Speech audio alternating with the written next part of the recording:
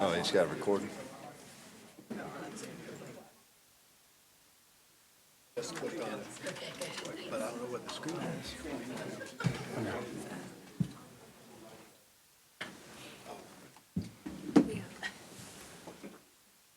Is there a motion? Moves that we exit the executive session. Second. Any discussion? All in favor of closing executive session signify so by saying aye. Aye. All opposed? Is there a motion? Moves that we adjourn the work session. Is there a second? I'll second. Any discussion? All in favor of adjourning the work session signify so by saying aye. Aye. All opposed? All right. Work session is adjourned.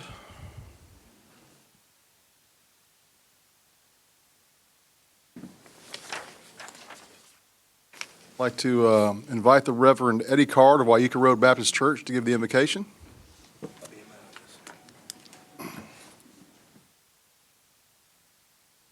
You have to turn that microphone on, Reverend. Just push that button. Thank you.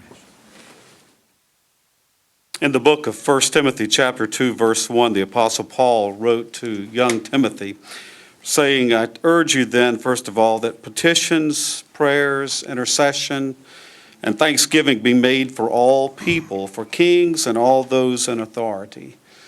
And with that word of admonition from God's word, I invite you to join with me as we pray together now. Dear wise and loving Father, first let me say thank you on behalf of all of these who are gathered in this room tonight. You've blessed us far beyond what we deserve. So we say thank you because you are gracious and you're kind. Your blessings on us are truly abundant. How could we ever thank you enough? Thank you for life itself and for the measure of health that you've provided to each of us.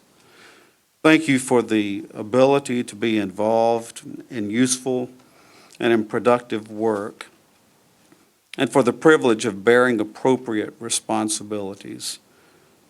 Thank you for the opportunity to serve one another, and in so doing, demonstrate your own character. In the scriptures, you've taught us that citizens ought to obey the governing authorities, since you have established those very authorities to promote peace and order and justice. Therefore, I pray for our civic leaders and for this assembled council, and I ask that you would graciously grant them the wisdom to govern amid the conflicting interests and issues of today. Guide us to know the true needs of the people that we serve here, and give us a hunger for justice and for rightness. And as we think, as we talk, help us to act with character and with conviction. Help us to listen with understanding and with goodwill. Give us a firm resolve to work together in harmony, even when there is honest disagreement among us. We pray that a spirit of service to one another will be evident in this room tonight. Help us to be the leaders that your people need, and remind us that we are stewards of your authority. I pray for the agenda that's set before this council tonight. Please give an assurance of what would please you and what would benefit those who live and work here in Brookhaven. Help us to join not only our hearts, but our hands in building a community that's worthy of the people that we serve. We make our prayer tonight confident in your goodness, your mercy, and your love. Amen. Thank you. Call this Brookhaven City Council meeting on November 18th to order. Madam Clerk, please call the roll. Yes, Mayor J. Max Davis. Here. Councilmember Rebecca Chase Williams, District 1. Present. Councilmember John Park, District 2. Here. Councilmember Bates Madison, District 3. Here. And Councilmember Joe Gebbia, District 4. Here. We have a quorum. Would you please stand for the pledge? pledge allegiance to the flag of the United States of America and to the republic for which it stands, one nation, under God, indivisible, with liberty and justice for all. Thank you. You may be seated. Opening remarks.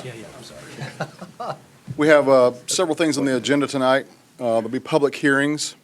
Just to give you a sort of a primer on the way public hearings work is that, and there are also time for public comment. That's a separate from a public hearing. The public hearing will be dedicated to the item that's on the agenda that it's meant for. And the presenting side will have 10 minutes, and then anybody in opposition will have 10 minutes. And is there, okay. And Rules. If you wanted to read the rules then after. I was going to clarify this one section.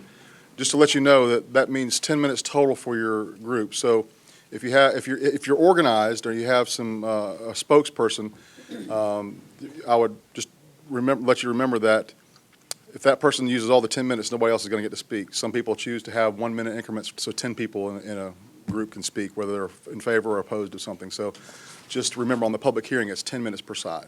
On the public comment, it's 3 minutes for each comment. All right. Handouts and displays should be approved by the city clerk prior to the meeting. Prior to speaking, each speaker will complete a speaker card and present it to the clerk before the beginning of the public comment portion of the meeting. The public comment portion of the meeting will last 30 minutes, and speaker cards will be accepted on a first-come, first-served basis. Each speaker will be allotted 3 minutes to speak and will identify themselves by name, address, and if applicable, their organization before beginning their presentation.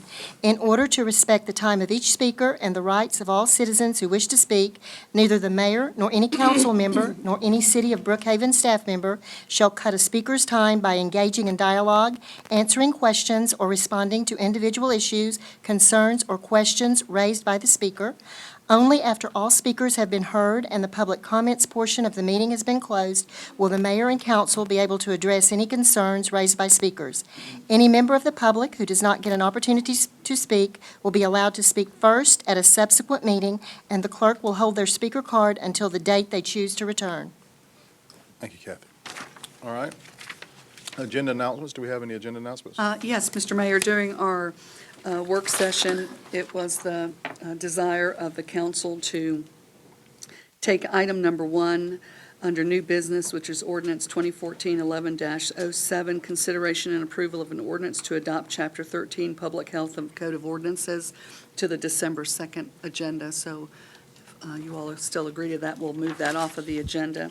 Okay. There was also discussion about moving item number 7 from the consent agenda as a standalone item, and that could go under reports and presentations as a number 5, if you prefer.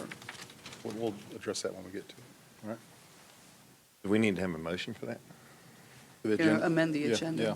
Go ahead. I move that we amend the agenda as stated by the city manager. For a I second. Any discussion? All in favor of amending the agenda as stated, signify so by saying aye. Aye. All opposed? All right. I want to make one announcement, too. I want to welcome our State Senator Fran Miller here. Thank you for coming. There's Bobby Baker, I see, the PSC. And anybody else? All right. All right. Public comment. This is the first public comment section. So, Clerk, Madam Clerk. Dale Boone. Good evening, Mayor, City Council, Councilman Park, congratulations and welcome aboard. What we have tonight is a exciting annexation of the executive park and the healthcare, which our neighborhood association Oakwood, which borders on to the 85 North Druid Hills and Beaufort Highway, 100% approves. Please take into consideration also that a city effort group, which just as of yesterday has a new name of La Vista Hills. And please be advised that they did not meet their deadline on November 15th for the state, and is why they can converse forces to come up with one city of La Vista Hills. The property that we have seen is being closed into their maps, but again, be advised that the companies have approached us, the property owners have approached us to be annexation into the wonderful and great city of Brookhaven. So I wish if you take it upon yourselves and approve agenda item number 1 and agenda item number 2 100%. Thanks a lot. Next, There are no others. all right. Consent agenda. We have 7 items, one of which is to be moved. They include meeting minutes as well as a resolution, which we discussed in our work session regarding the DeKalb County Service Delivery Strategy. Also, the term limits for the Construction Board of Appeals, the resolution adopting the holiday and normal business hours for city operations. And then item 7 will move that. Well, we don't have to move, I think John. Okay, whatever you I'm desire. just going to read it out. It's approval of the recording of the official city election for City Council District 2 and the Brookhaven redevelopment referendum as certified by the DeKalb County Board of Registration and Elections. So we'll be certifying the election of our newest council member, John Parks. I just wanted to mention that. So is there a motion on the consent agenda? I move that we adopt the consent agenda as read by the city manager. Is there a second? Could you confirm, is that for 6 items or 7? That's all 7. We didn't remove it. Okay. I just read it out. All 7 items of the consent agenda. You want to second that, John? Second. Any discussion? All in favor? Go ahead. I just want to welcome John to our council and wish you well and look forward to working with you. Congratulations, John. It's very nice to have you up here. It is. Thank you. Welcome, John. Thank you. All in favor, any more discussion? All in favor of adopting the consent agenda signify so by saying aye. Aye. All opposed? The consent agenda is adopted. Announcements, None? reports and presentations. Yes, the first item is commendations for police officers presented by Chief Andura. Mayor, members of council, if I could have our officers come on up. With me today, I have Major Juan Grulon, who will assist me giving the awards. Officer Garvin LaCroix, Detective Dustin Matthews, Detective Russell Davis, and Lieutenant Jeff Vandeman couldn't be here today. We have a number of officers involved with a women's self-defense class that's been very accepted by the community at Marist School right now. So I think we have a waiting list for that. But the first commendation goes to Officer Garvin LaCroix. He was out in the area of Buford Highway and Kroger on October 21st and happened to see 2 days earlier or 3 days earlier, there was a carjacking took place in the city of Chamblee.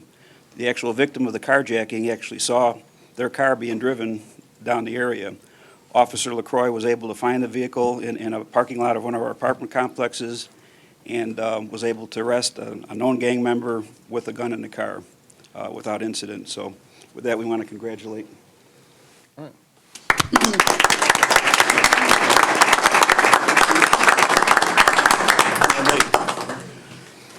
Next, a lot of our arrests, stay up here, Governor. We have a lot of arrests, a lot of good arrests, and they're a result of, sometimes it's just luck, sometimes it's good officer intuition, and sometimes it's cooperation by residents, and sometimes it's just good police work. The next one involved 2 of our detectives. We were getting actually killed by a number of car break-ins in the area. I know Councilman Gebbia had one car broken into behind the Hudson Grill area. We had a couple, we made an arrest right after that one, I think the next day. A few days later, we had a couple more. And then I've had a car break in too. Councilman Bates too, so I know. show no favoritism. Anyway, Detective Dustin Matthews actually took it upon himself and went through all the car break-ins that we had and came up with dates and times when they're most prevalent. And actually, it was the same date that he put this information out. Says most of them are happening. We should be in the area on Tuesday between 11:30, I think 1 o'clock. So we had 4 or 5 officers in the area, just paying special attention to that. And actually, this was across the street from the area. Detective Russell Davis happened to be at the red light at Apple Valley and Dresden. And he heard an alarm go off and actually saw a guy break a car window and remove property from it. so he was able to be apprehended. So for that, we'd like to commend Officer Dustin Matthews and Detective Russell Davis for their great work.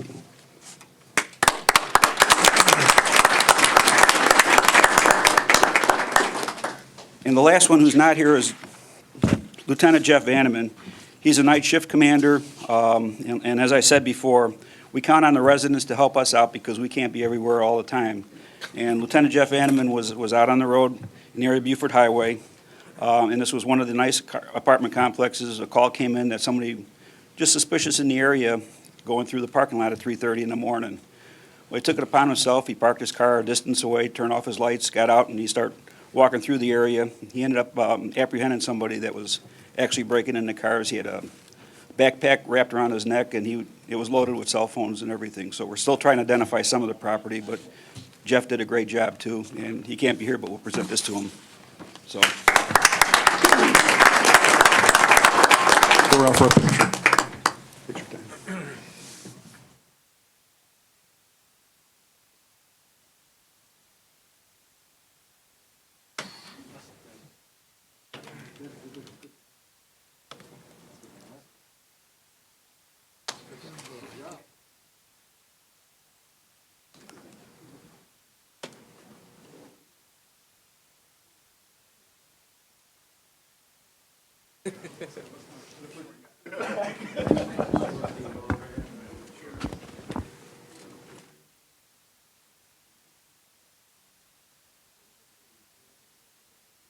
Becca, come up right on this, right there in front of them.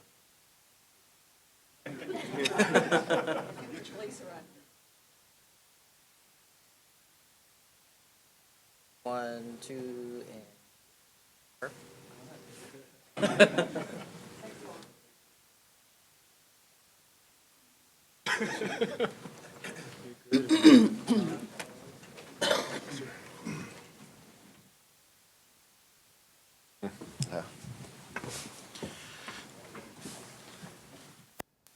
Thank you to our wonderful police officers. We have got a great department. Y'all are doing a stellar job. All right. DeKalb County Water Department billing update. Right. Mayor and council, as you all know, you've been contacted by a number of constituents regarding recent water billing and the charges for that. And there's been a concern related to that, and we have asked DeKalb County to take a look at that. At the mayor's request, I contacted Zach Williams, the county manager, asking if a representative from the water department could be available. He said that he would send one. I don't know who that person is and if they're here at this time or. All right, is there a representative from DeKalb County to speak about the water billing problems that we've been having in the city? Did DeKalb County send anybody?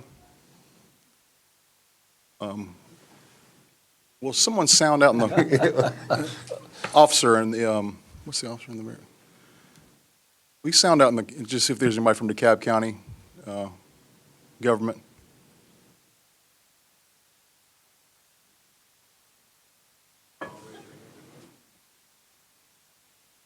Anybody? No. Nobody? I'll get in touch with the Okay. county manager. I tried. We'll apologize for that, but I've been working on that issue, and we had some good response in the beginning, and nobody? Okay. We'll try again. We'll try again. We'll try for the next meeting. Thank you. All right. Presentation homeowners, La Vista Park, Sheridan Road, Tully Road area. Yes, we've had some interest expressed by some of the contiguous residential properties to the cases that are going to be heard later this evening for annexation, those off of Sheridan Road and also Tully Road. So we've placed that on the agenda if there are any representatives that would like to come forward at this time. Any representative of those civic associations that want to speak on this issue? Yeah, oh, yes. Did you want to speak on the issues we talked about in the previous meeting? All right. Yes.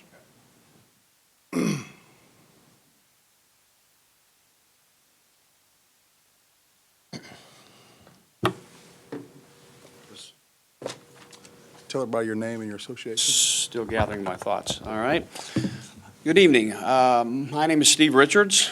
I live at 1233 Beach Haven. And I do stutter some, so I'll try to keep it under the 3 minutes. And I live in La Vista Park, and I'm the president of the La Vista Park Association. La Vista Park is the neighborhood adjacent to and directly south of Executive Park. And we have an interest in that part of the world. And as neighbors, we are concerned that this process has moved at a pace that has prevented a proper vetting of the issues. Our concern is how will the city pay for the road, water, and sewer infrastructure associated with the development of the properties. Respectfully, the report issued by the city's planning makes it clear that the matter of infrastructure demands was not adequately considered. The determination of the adequacy of public facilities was based on the assumption that the adequate public services are available, and they are not. In 2008, when they were proposing to redevelop Executive Park, there was a traffic study completed. This is that traffic study, right? Now, it's 6 years old. I don't know, it probably weighs about 5 pounds or something like that. And I just have an idea that this much work has not been completed or even thought about with regard to the annexations in front of you. So we're just concerned about the infrastructure, the improvements, the roads, the water, and the sewer that will not only have to be paid for by somebody, but particularly the traffic concerns for our area. We're already hemmed in the morning. If you're trying to get out on the La Vista or Cheshire Bridge, which form two sides of our neighborhood, there's kind of this back door to get out through Executive Park out onto Druid Hills. Now, our back door isn't your concern, I understand that, but if the roads aren't improved adequately to accommodate all of the increases in traffic flow that are coming to the intersection of I-85 and North Druid Hills and Briarcliff and North Druid Hills, our lives are going to be more miserable. Not that they're miserable, they're going to be less enjoyable. And while we appreciate that the property owners have offered to make some compensation to the city for their specific project impacts, this solution does not take into account the system-wide improvements that will need to be made to accommodate the demands of Executive Park and Showa as they are developed. Candidly, I've come to accept the fact that this annexation is probably going to occur. And I've heard today that the County Commission has decided not to oppose it. So I guess I would just respectfully ask that you guys, if you bring these properties in, please professionally and responsibly allow for the traffic and the sewer. And I guess that's all I got. Just a couple of things. Sure. The water and sewer, of course, that's a county function. That's not something that a city, ours or any other new city, would one of the newer ones would take on. So those infrastructure improvements would be the responsibility of the county. The road and any other infrastructure improvements that would be possibly required by as yet unplanned development. If those were developments of, we discussed this in the work session, if those were developments of regional impact and it triggered the ARC and Greta to assess it and come back with recommendations for improvements, it's our understanding that it is the developer and solely the developer who would be responsible for making those improvements, and we could require that they made those improvements. Just to address some of your concerns, I know that's something that we have addressed and that we are comfortable with. The other issue is we want to consider regionalism, and we appreciate you coming to the city to meet with us last week and coming here tonight. And we wanted to let you know that you had expressed that there was some interest by some residents about possibly coming in residentially into the city of Brookhaven. And we just want to let you know that we are open to that possibility. I know there's differing opinions on where people want to go or don't want to go at all, or what, new city of Atlanta, somewhere. So I just want to let you know that's something that we're open to. All right? No, our location has us uniquely positioned. We're up against Atlanta. We'll probably be up against Brookhaven. We're included in La Vista Hills. And actually, there's a map out by a group called Together in Atlanta, Right. which is essentially the Druid Hills cluster, and we're in their map too. Right, So right. we're in overlaying maps, and we're sort of, it's almost like we're going through Rush or something like Right. that. I don't know if everybody wants us, but we're a pretty girl anyway. So, all right. Thank you very much. Thank you, Mr. Richards. All right. I think that Mr. Richards was the only one that raised his hand about that. Is there anybody else from that association? Any of those associations? All right. Thank you. Now we'll go to the public hearing on a resolution to consider the adoption of our comprehensive plan 2034. So I'd like to open the public hearing. Okay, we'd like to just make a statement Sure. first. All This is the conclusion of a very long process of citizen engagement that the city initiated in March of this year with the culmination of a plan that was put together with not only a lot of citizen input, but other jurisdictions reviewed that when we sent that to DCA and ARC for review. So we were very pleased that when we did send it to DCA, that we really had no comments of any significance in their overall review.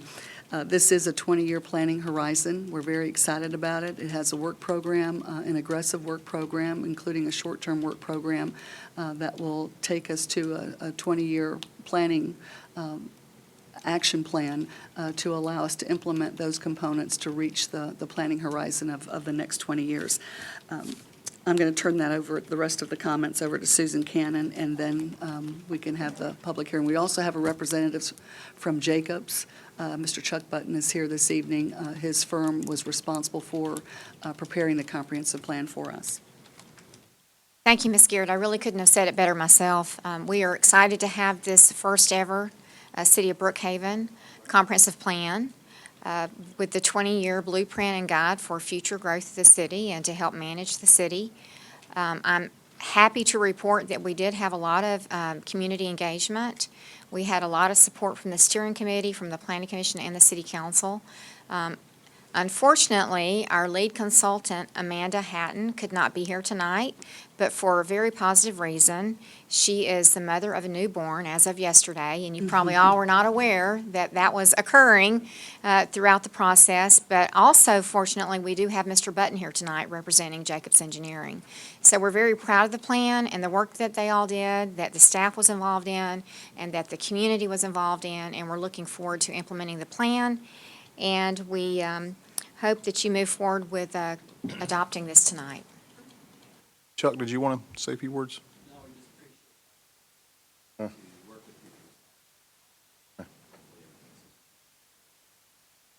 Well, thank you for you and your firm's work, and for staff, of course, as well. The comprehensive plan was, for me, the most impressive plan that were presented. It's very clear. It hit home to exactly what we think Brookhaven's about with the character areas and it was obvious that there was extensive research done into what Brookhaven is all about and what Brookhaven expects for the next 20 years. And we appreciate your hard work on that. Thank you, and also Amanda said Amanda sent her best. Well, thank you. Was it a boy or a girl? Okay. Boy. A boy. Little over 4 pounds. All right. Anybody else have any comment or questions? Yeah, for those who may not have participated actively or haven't been following it towards the end, we did 4 plans. We did transportation, we did parks, and we did the Beaufort Highway. So this plan here was a combination of everything that we put together to coalesce it into a grand plan for us. So when the mayor says this was the most impressive, it needed to be, and thank God it was. And it really is a tremendous roadmap for us to be following for the next 20 years. Very proud of that. Chuck, Yeah, you have to. kudos. And that's, part of being successful and trying to be successful is good planning. And you can't implement the ideas and the vision that you have without applying those resources to planning. And so we have some good plans here, and that's crucial to the future of the city. So appreciate Marie's work on this, and her expertise in this area too has been very, very helpful. And again, Susan and staff and everybody, it's been impressive to see the detail and to the length at which our city has gone to make sure that our comprehensive plan, reflects all the public hearings and the seminars and the open houses we had, it reflects the will and the vision of the citizens and of their elected officials, and we appreciate that. Thank you, Mayor, and I hope the citizens of Brookhaven appreciate the willingness of the mayor and council to allow the funding for 4 major planning initiatives for this city: a Parks and Recreation Plan, a Transportation Plan, the Comprehensive Plan, and the Beaufort Highway Improvement Plan. This truly does set the stage for what the future city will be. It is an excellent tool for budgeting. I'm very excited, and for the citizens, it does offer predictability through these very aggressive work programs. We're very excited to get started and looking forward to including some of those items in the 2015 budget. So thank you very much for the support and allowing me to allow the staff to do what they do best. Thank you. All right, I'm going to open the public hearing. Catherine Bernard. Good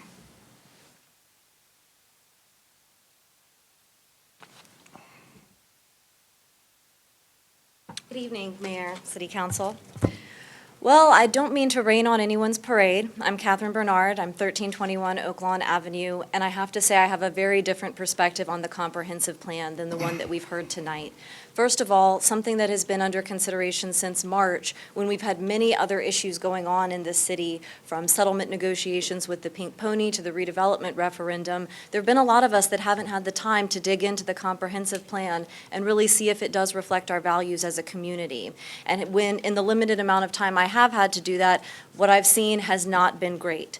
There are some significant problems, and I brought some of these up at the meeting where I believe it was in August where we discussed this previously. The first is this comprehensive plan does not include a capital improvements element. Why is this important? Because otherwise Brookhaven isn't able to assess developer impact fees. The mayor just said we can make the developers improve that in reference to some of the projects under consideration. Actually, we can't. Under the comprehensive plan, if we don't have a capital improvements element, we are limited in the developer impact fees. We simply can't do it. Last time we heard from the city manager that it simply wasn't important, but now I think with the statement from the mayor, it is going to be important to find out if we can make sure that developers pay their fair share under these annexation rules. There's also some problems with this plan relying on information that has changed. We're having a discussion here about annexing a significant portion of DeKalb County that's all the way across 85. There's going to be unique problems and challenges that face this area should it be annexed, and the comprehensive plan takes none of that into account. It simply refers to Brookhaven as having a southern boundary of Interstate 85. It doesn't take that into consideration. It also doesn't take into consideration the fact that tax allocation districts are not what Brookhaven residents want. It refers to that, and however, since the redevelopment referendum did fail, that's not going to be an option going forward, since we have had commitments from the mayor, as well as other members of other city officials and state representatives, that this will not be brought up again. Also, transportation, the most important element of a comprehensive plan for most of us here who have to deal with traffic in the city, that's already broken out in a separate plan. We don't need the comprehensive plan for that. What we have in the comprehensive plan are a lot of spending needs: coordinated data analysis, an economic development component for the website, a historic resources survey, a full land use and ordinance review. I thought we just went through a full land use and zoning and ordinance review, an inventory of the water and sewer capacity, wayfinding and branding to check out the visual clutter of signs in Brookhaven, a public art program. This is just a small list of the spending needs that are outlined in this comprehensive plan. These have not been discussed with the public. I have participated in the charrette process. These have not been broken out and discussed on a basis of who's going to be paying for them, well, that's going to be us, and whether or not these are actually the priorities that we want to reflect as a community. You can send out an email on what someone coming to town to talk about about bike trails and going on a bike ride, but we didn't get an email about the final hearing on the comprehensive plan, that's not the action of a city government that is truly looking for public input on these issues. There are things that are being left on the table with regard to public input. And in the report itself, it says that 115 people attended the open house and there were 200 surveys received online. Out of a 50,000 person population, that is simply not adequate representation of the very important issues. This is a roadmap for the future of Brookhaven. It deserves more than 6 or 7 months of consideration on the agenda with multiple other issues. We've got the parks plan, we've got the comprehensive transportation plan. That's perfectly adequate to move forward. I ask that you table this issue. You do have time. I know the city manager is going to say you're required to have one of these under state law, and yes, in order to be eligible for certain grants, we do have a timeline that we have to meet, but we have months left in that timeline. Please do not allow yourself to be rushed into approving something that has significant consequences for Brookhaven citizens going forward for the next 20 years. I ask that you all take a serious look at some of the funding needs that have been identified and see if they truly reflect what we have here in Brookhaven and the interests of the Brookhaven citizens. So I understand that this you want to move forward and you want to do exciting things, but these are issues that you need public input on, and it simply hasn't been present on the comprehensive plan. We've heard from some of the city council, well, this is just a suggestion. It's not. These are going to be a lot of jobs for consultants going forward, a lot of money flowing out of the pockets of Brookhaven taxpayers, and we need to make sure that we are receiving value for that. The current comprehensive plan, while it has some excellent dimensions in it, it has some other language that reads like it came out of a Dilbert cartoon in terms of comically, groups of words, implementations of strategies, looking forward. There's no actual substance to a lot of this plan. So what I would ask is that we please take some time as a community to consider this on a specific level, that you make that information available to people more than this 115 folks who attended the open house. I ask that you please reserve voting on this until we have more time to consider it as a community, particularly with the impact of the rezoning and annexation that we've been dealing with tonight. Thank you for your time. Next. Sandra Murray.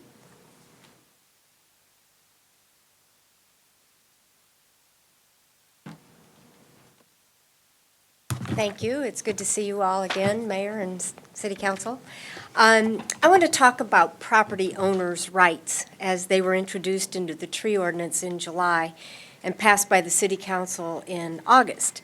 It puzzled me why that phrase was introduced 6 months after the ordinance rewrite had begun and then modified to the rights of property owners in the final version. It did get me thinking about what rights property owners have in Brookhaven. What I concluded was that property owners have rights that are granted and limited by the government. Most of our zoning code and many of our other laws limit or control property rights. If we truly wanted to give property owners rights to do anything they want on their own property, then we wouldn't have a zoning code. I was recently in Port-au-Prince, Haiti, and saw what a lack of zoning does to a community. Homes next to businesses, restaurants and gas stations across from refineries, houses here, there, and everywhere up the mountainside.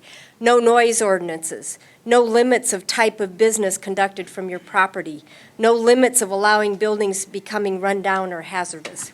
I assume that we in Brookhaven are not granting property owners unlimited rights, but only those rights granted and limited in the tree ordinance.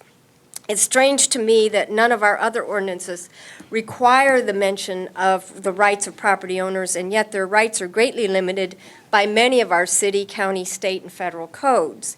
So now let's think about the tree ordinance as it relates to the community development plan and the future of our city. Currently, the ordinance allows property owners to cut 5 large trees a year. I remember one of the important issues in the community development plan was to protect our trees. So allowing each property owner to cut 5 large trees doesn't stay true to our long-term plans and undermines the wealth and benefit of our city. This right alone will cause huge tree canopy loss in Brookhaven, as we've seen with the 20 acres that have been mowed down right here at Oglethorpe University at Hermance. This is a property owner's right that needs to be further limited. Another item in the tree ordinance is the replacement of certain inches of trees when trees are removed in order to do construction. A planting of a group of small trees of a few inches each is not a direct replacement for one large oak or hickory tree.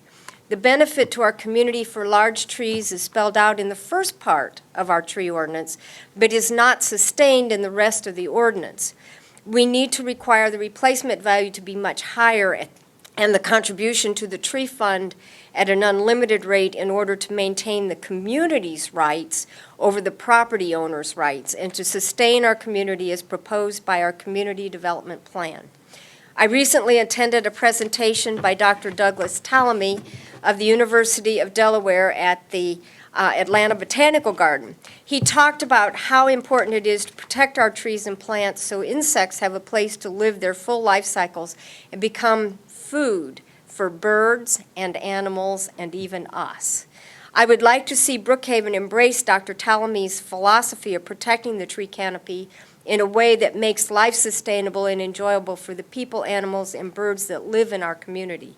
Let's make some further revisions to our tree ordinance to protect our community rights and to support our comprehensive plan. Thank you. I think I'd just like to remind citizens that, like I said at the beginning, on the public hearing, the comments you make need to be related to the agenda items, which would be the comprehensive plan. So just for future speakers, recognize that when you're speaking on an item for public hearing, it needs to be about the topic that the agenda item is posted up here. There are no others. Okay. Any questions or comments from the council for staff or anything that we heard? I'd just like to reiterate that as great as all of the planning efforts have been this year, that in our 2015 budget, we will be able to reallocate those expenses that we used on planning to actually do the results of these plans. So I look forward to those improvements and seeing some of the planning initiatives actually move forward. Did anybody else have anything? Yeah, go ahead. Well, I would just add, too, that part of that is the comprehensive plan and many of the other plans, particularly parks and transportation, in fact, call for a more close-up study of either a master plan of parks or, let's say, a concentrated study on Ashford-Dunwoody Road, because these plans that we've passed, and especially the comprehensive plan, is really the view from high up as opposed to really tight in. And so I would tell you, we not only need, but we will require a lot of public engagement going forward. I mean, we're not anywhere nearly done in terms of planning and making decisions on our city. And all of this really is going to, we're going to call forth people to come forward to, if you live along this corridor or you have an interest in this park, to come forward so that we can really capture the needs and the desires of what people want to see and what the vision that they have for their parks and their roads and their city as a whole. So I see this as really just the beginning of the planning process and really just the beginning of the public engagement that we're going to continue to see. Yeah, and only remarks that Ms. Bernard made that I, want to address are the saying that there were 115 people at an open house and there were 200 folks who answered a survey, as if that was the only citizen engagement we had. We started off the process by appointing steering committees from among our citizenry, and so the first thing that happened was our citizens were involved in helping steer the plans. And we just didn't have one open house. There were multiple opportunities and emails and mail that actually went in the mail telling folks about our plans and letting them know about their input. We got much more input than just the open house. There were emails and all kinds of comments over the past 6 months. I mean, engaging at the end of the process in August and saying you're rushing things when it's been going on for quite some time is that's a little silly in my mind, but our citizens, this is the last plan we're adopting. There have been multiple opportunities. We've announced it ad nauseum from the dais about citizen input and engagement. I know Chuck was impressed with the level of engagement among our citizenry, and a lot of the staff were, and a lot of the people on other plans were as well, that they were impressed at the level of, I mean, did you find that, Chuck? Right, so, and so that we heard that the level of engagement from Brookhaven citizens, we're an educated populace, we are very comfortable with and very happy about. And it was the first time we'd ever attempted something like this, and I think it was very well set up to have citizen input, and we got it, and I think the plan reflects that. The other thing, Marie, did you have any comments about the comprehensive plan and our process that we went through?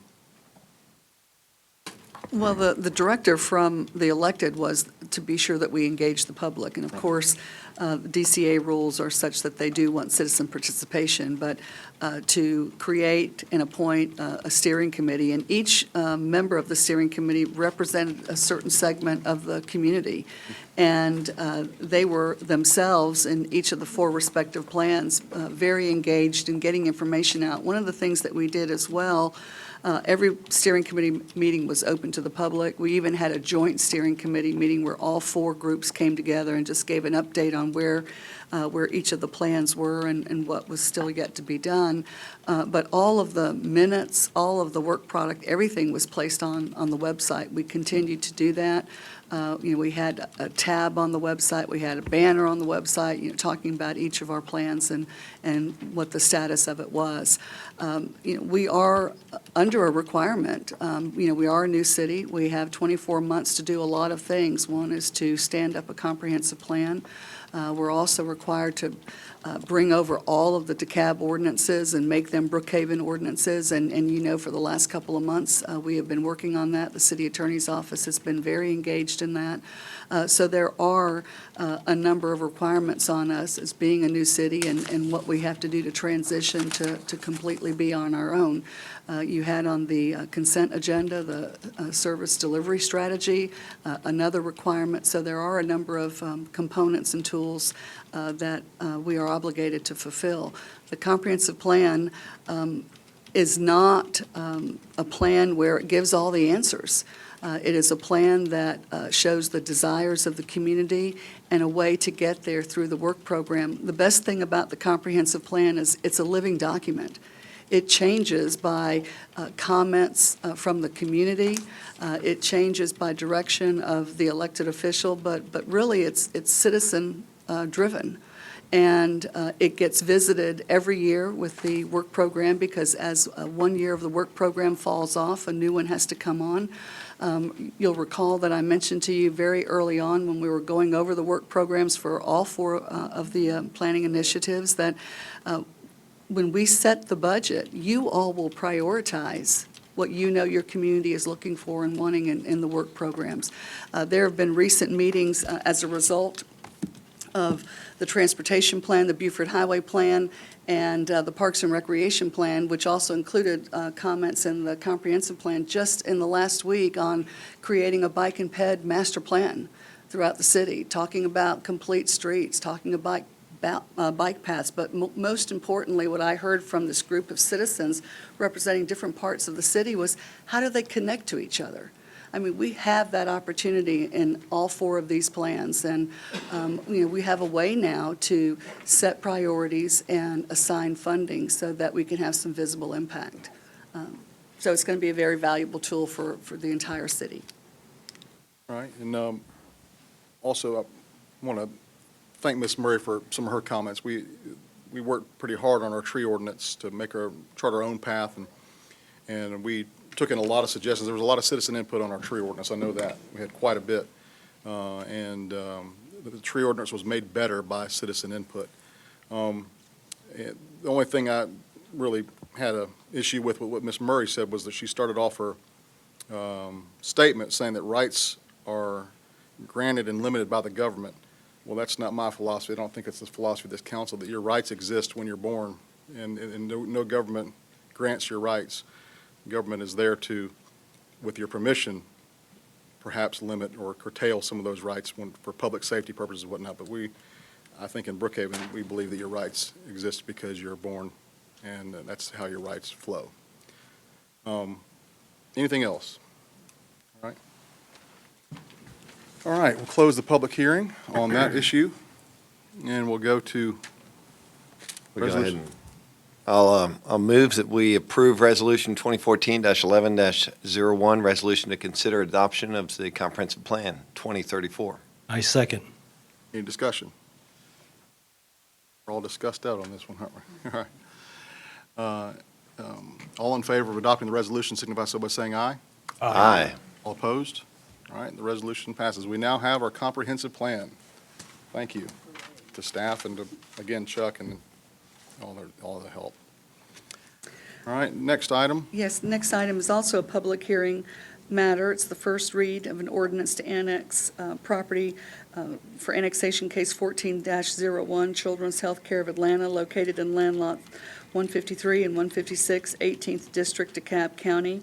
And this is a public hearing, and Mr. Mayor, if you will, open the public hearing. All right, before I do that, I just want to let you folks know that this is will be a first read. This second part is a first read. There's going to be no vote taken on the annexation tonight. It's just a first read. It's part of the statutory rules we have to follow when you're considering an annexation. Right. Mr. Bensong has a presentation. And if I may quickly add that we're also not reviewing the rezoning aspects associated with the annexation. Right. That'll be reserved for a later time. Okay. So I'll open the public hearing after Ben makes his comments. The subject property, again, is located in land lots 153 and 156 in the 18th District. It's bordered by Interstate 85, North Druid Hills, Briarcliff Road, and also a landlocked line. The application, the actual petition was submitted to the city, brought upon by the actual property owners within the area, as you can see within the map that's shown on the screen, in October. On October 20th, it was deemed complete by the city. The next day, it was delivered to DeKalb County under the requirements of the Georgia Code related to annexation. The service delivery report was also created as a requirement of the annexation code as well, that stated that the city would have to prepare the report in itself within 14 days of determining completion of the application. That was provided on the website and presented to the city council on October 30th. To quickly state again, the petition was submitted under the 60% annexation method. The subject property is consisting of 59.53 acres. The city did confirm with the DeKalb County Board of Registration and Elections that there were no resident electors located within the area or landowner electors located within that area as well. We also have confirmed, and based upon the confirmed completion of the application, that the boundaries as presented met the requirements of the contiguous boundary requirement, which requires 1/8 of the external aggregate boundary to be contiguous to the limits of City of Brookhaven. That has been confirmed. Lastly, I just want to quickly again note that it was a 60% annexation method, but based upon the total acreage, again, 59.53 acres, of those acreages, 96% of those owners that represent that total acreage did sign off on the petition to come before to request the annexation into the city. Thank you. You couldn't use the 96% rule because there isn't any, right? There isn't It's either 100 or the 60. Correct. All There right. are several methods, but they chose to move forward with the 60%.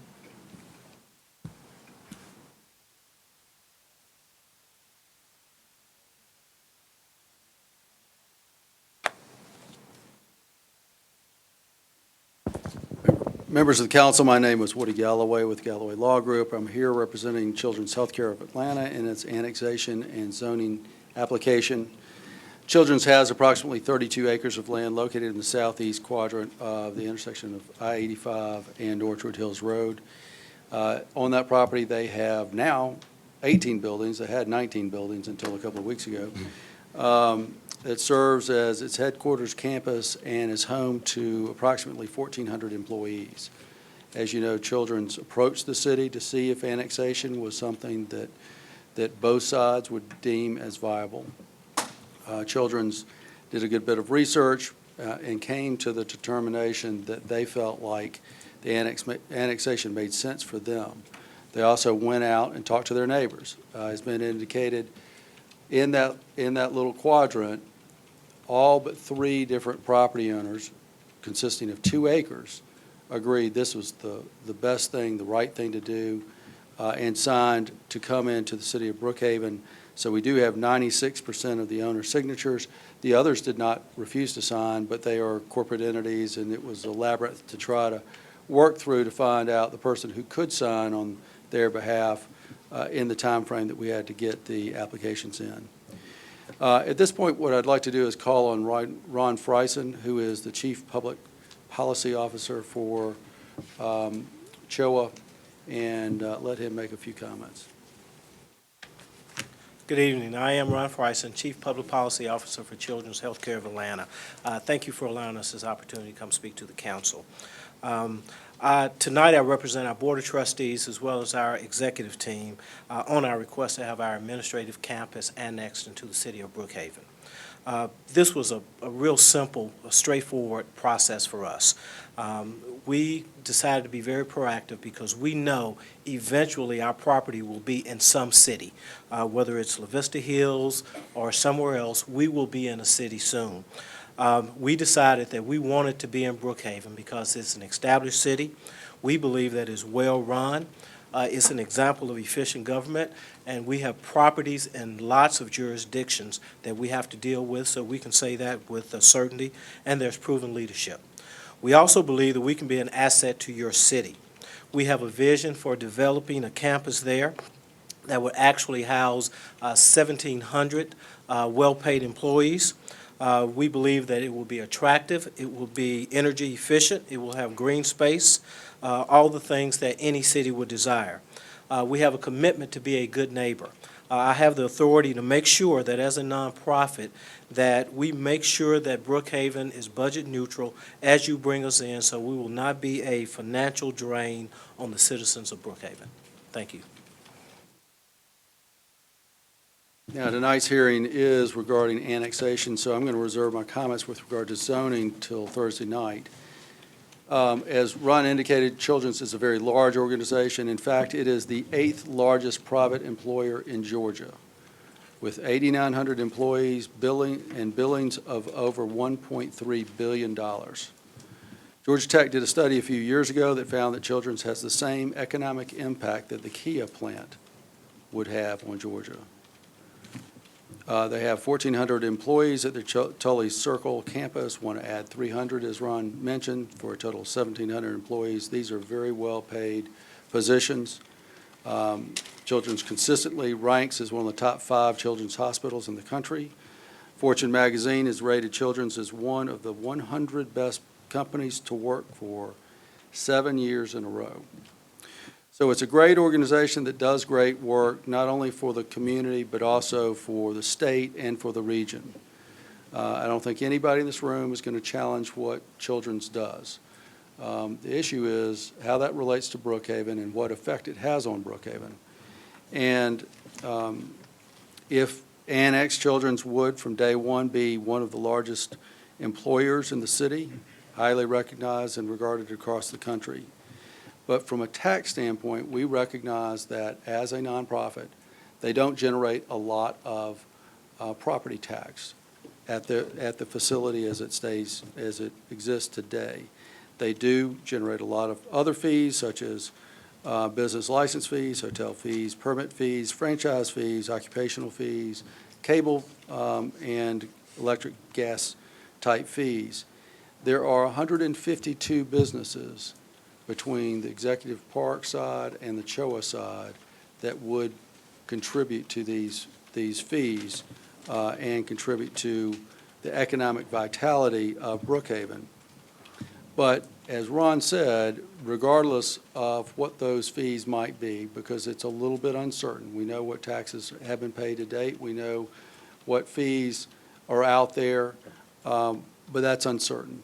What CHOA and Executive Park have indicated their willingness to do is make sure that, one, that they would prepay any costs associated with hiring, arming, buying police cars, et cetera, for the police to serve that area. That's a very important thing because it relieves the city of the upfront costs associated with putting that much money and that much capital at risk early in the process. So we would do that initially.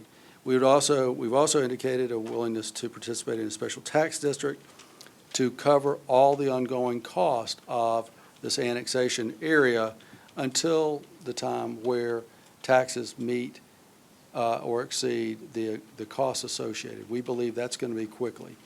CHOA, the CHOA's development plan, we do not have a development plan at this point, but we do have a board commitment to go forward with replacing those decrepit one-story office buildings that they've been in since 1998 with more appropriate office space.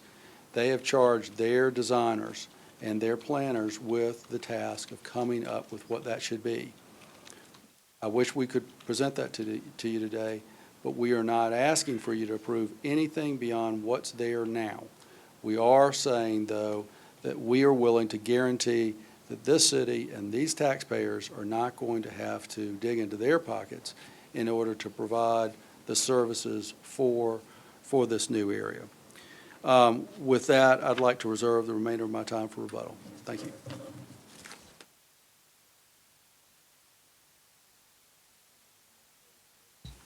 Come up. Paul Milich.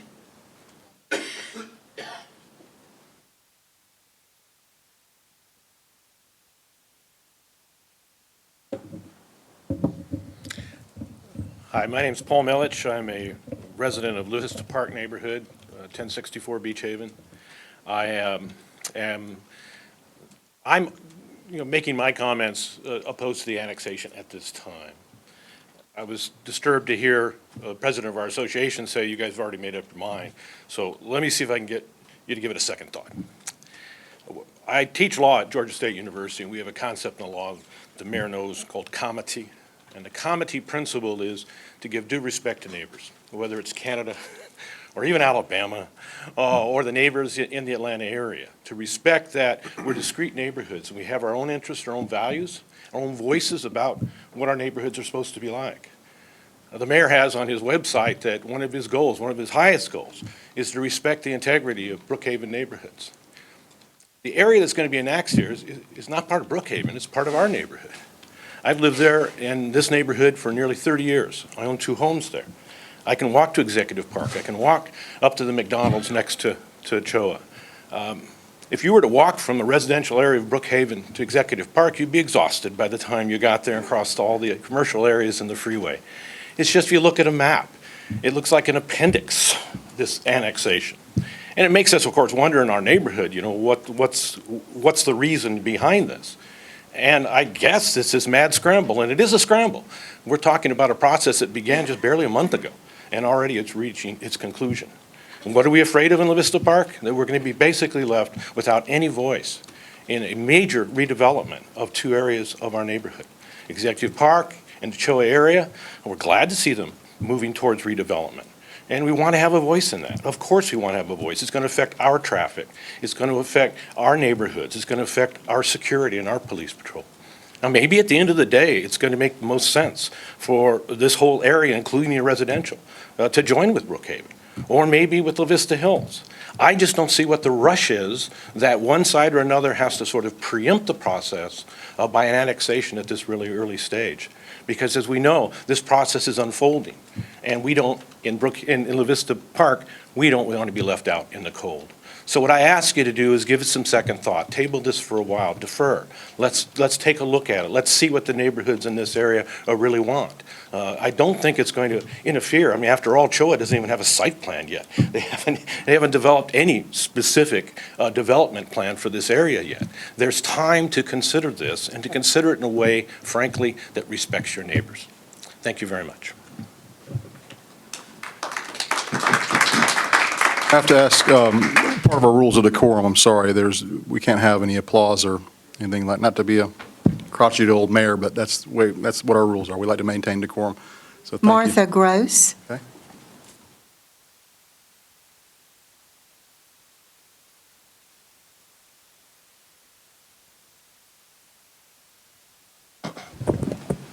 My name is Martha Gross. Do I have to repeat my address? No. Okay. First of all, I want to offer you all some Southern hospitality to our side of I-85. And essentially, I'm on the opposition side only because of the zoning aspects of this transaction. I know you're not talking about zoning, but I also know that they are hand in glove, and I'm just encouraging you to do what CHOA does best, which is the right thing, and Brookhaven does best, the right thing, and make sure you do that in the zoning. And I know that it's a long game ahead. We don't know what the answers are to the long game, but we do know that Brookhaven has an opportunity to have a good public relations campaign here, not a bad one. And I think that CHOA always has an eye on that. And so I just encourage you to keep that in mind. Thank you very much. Next. Mary Kay Woodworth.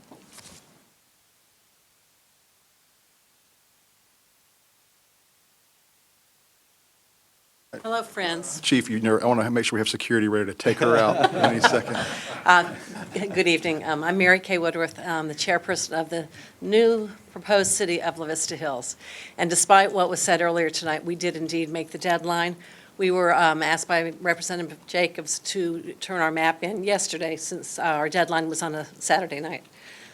I've talked to all of you individually before. I've talked to the attorneys and representatives from Children's Healthcare and from Executive Park.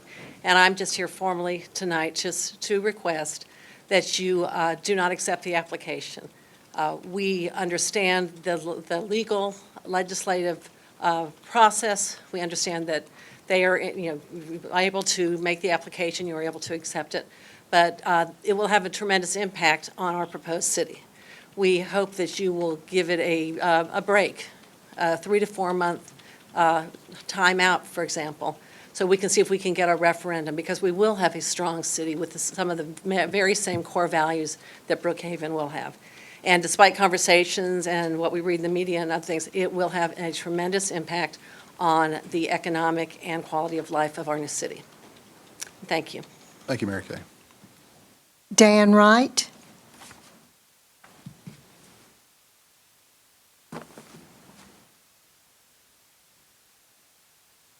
Hello, I'm Dan Wright. I live at 1468 North Amanda Circle in this neighborhood. I want to tell you, I don't really have a position about annexation or the new cities or reforming county boundaries or any of those things. I'm a traffic engineer. I'm the chief engineer at MARTA, and I get involved in all kinds of regional traffic planning. And I live next door to the annexation boundary when all of this happened to begin with, and I don't want to bore anybody, but I want to take you back. The residents of Candler Park, Gail Waldorf and others, were very happy when they were able to oppose Tom Moreland, very powerful figure, and stop the connection of 78 to the downtown connector. But the unintended consequences of that today are all of the traffic from the northeastern section of our entire metropolitan area come down North Druid Hills Road. And in the mornings and in the afternoons during the commute time, all the traffic going to Emory coming down 85 and all this traffic coming down North Druid Hills, they cross at the Briarcliff North Druid Hills intersection, going in different directions. And in the afternoon, they cross going opposite directions.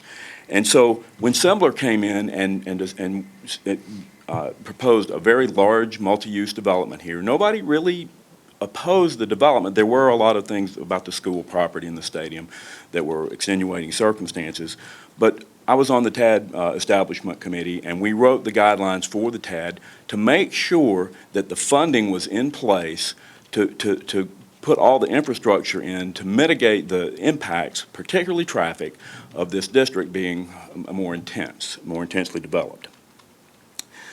This was a collaborative effort. You can see the results on the executive park plan.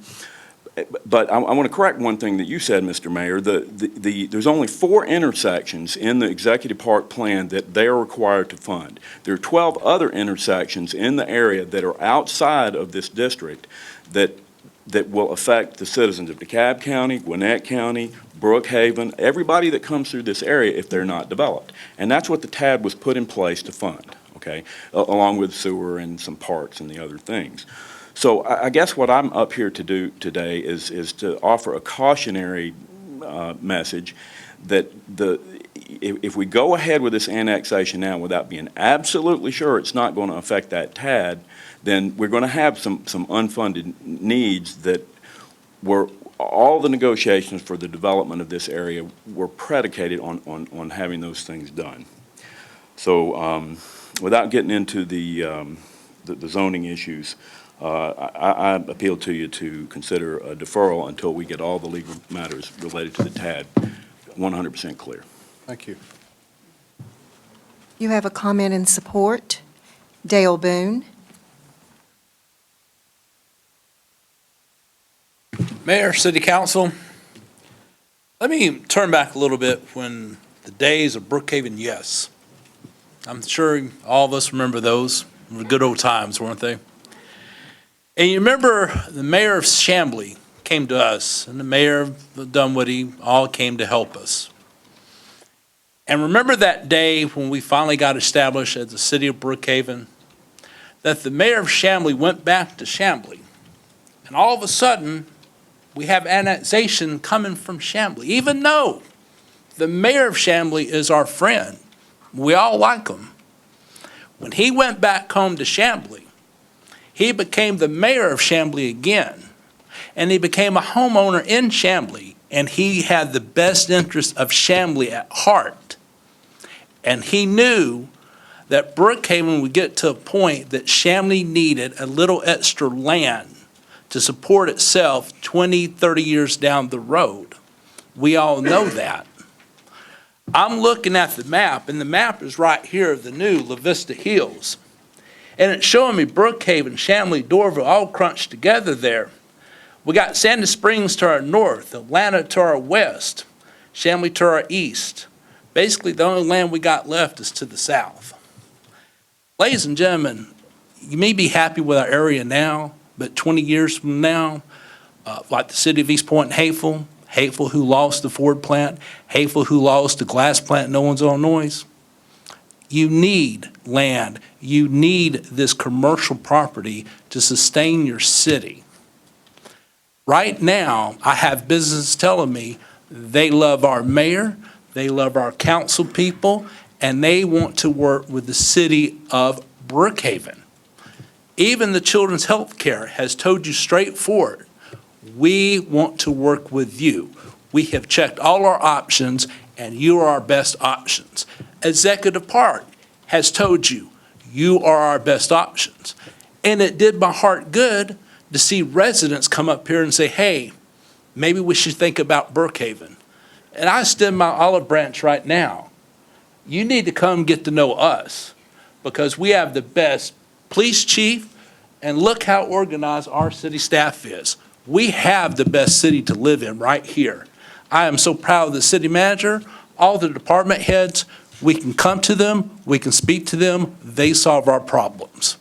So I want to take it upon to yourself, is to please annexation for this piece of property, 1,000% for the citizens of Brookhaven. Because again, as stated, there are no registered voters in this property area that you're getting ready to annexation. Thank you. Thank you, Dale. There are no others. All right.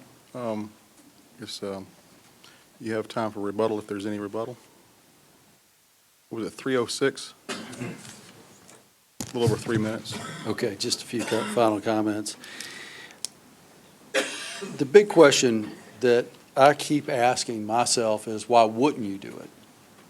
What would stop you from wanting to bring in the 8th largest private employer in the state that has very high average salaries, that wants to add employees, that wants to bring a medical office building to the site, that is willing to wait and go through a full zoning process so that the city of Brookhaven will have the ability to put its imprint on what happens there, so the citizens around there can have their say, and that it goes through the full DRI process before anything is done. We're committing to do that. We're also committing that it will have no negative financial impact on this city. That's a big commitment. I don't know that y'all have ever gotten that before, and I certainly have never participated in an annexation where that's been offered.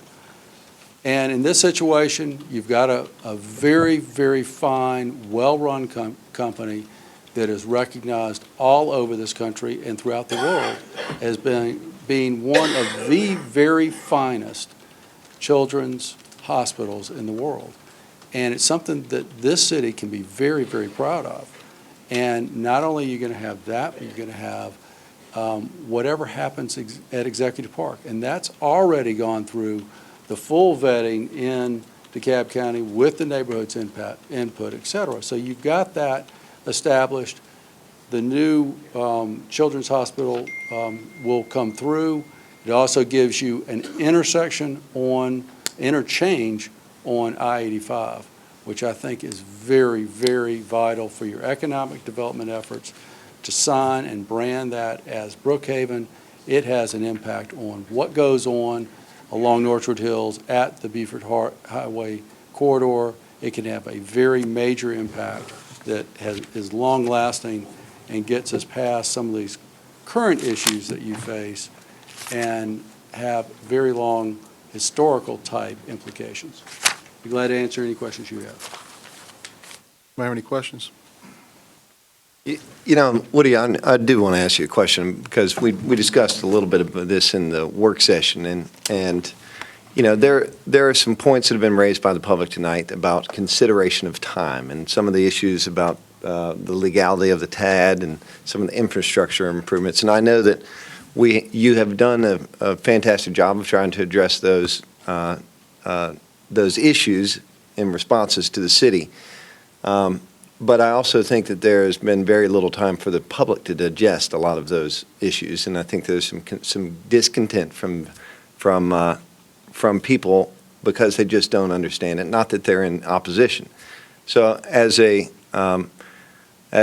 applicant, what are your feelings about if we were to defer this thing for a period of time, just on the second read of this issue, not the first read of it tonight, to allow these issues to be vetted? I know that that you'd rather have certainty, but what's your tolerance and willingness to allow a little more time for the public to digest this and us to digest some of these other issues? Well, I mean, I think that I was asked that question a couple of times before when I've been before the dais of some large other governments, and it's very hard to act against a request for a deferral, because then you might be looking at a denial. That's not our intent. Our intent is to work with you. We think we've done everything we can to try to provide you with information. We have looked at the TAD. That's primarily Executive Park's responsibility. We have made a commitment. We've got an executive from the board that has made an absolute commitment to making sure that this is revenue neutral. Some of those things can be buttoned up, and perhaps that will make the city more comfortable with what is going forward. I certainly don't want that to expose us to, everybody coming in and trying to pick apart the pieces. But, if y'all are interested in delaying it to get some additional information, we will do our best to try to provide that information for you on a timely basis to make it the most and best zoning and application that you can have, so that, because I firmly believe there's a vocal minority and there's the majority. And the majority, if they look at the facts and they see the 8th largest private employer wants to be here, they're doing everything that they can possibly can to make this attractive to Brookhaven for them to be there, as opposed to Kia, who Georgia had to recruit to be here. They are a fine organization, and I think you'll find in every aspect that they will do their best to try to address any concerns you'll have, any concerns citizens have, and try to do it in the best way possible. Thanks for that answer. Any other questions for Mr. Galloway? All right, thank you. All right, we will close, there were no more comments, correct? We will close the public hearing, and we'll, all right. Okay, you just have to read that, the ordinance thing, consideration. All right. Ordinance 2014-11-03, consideration and approval of ordinance, annexation 14-01, Children's Health Care of Atlanta, located land lot 153 and 156, 18th District, DeKalb County. This is a first read. Thank you. All right.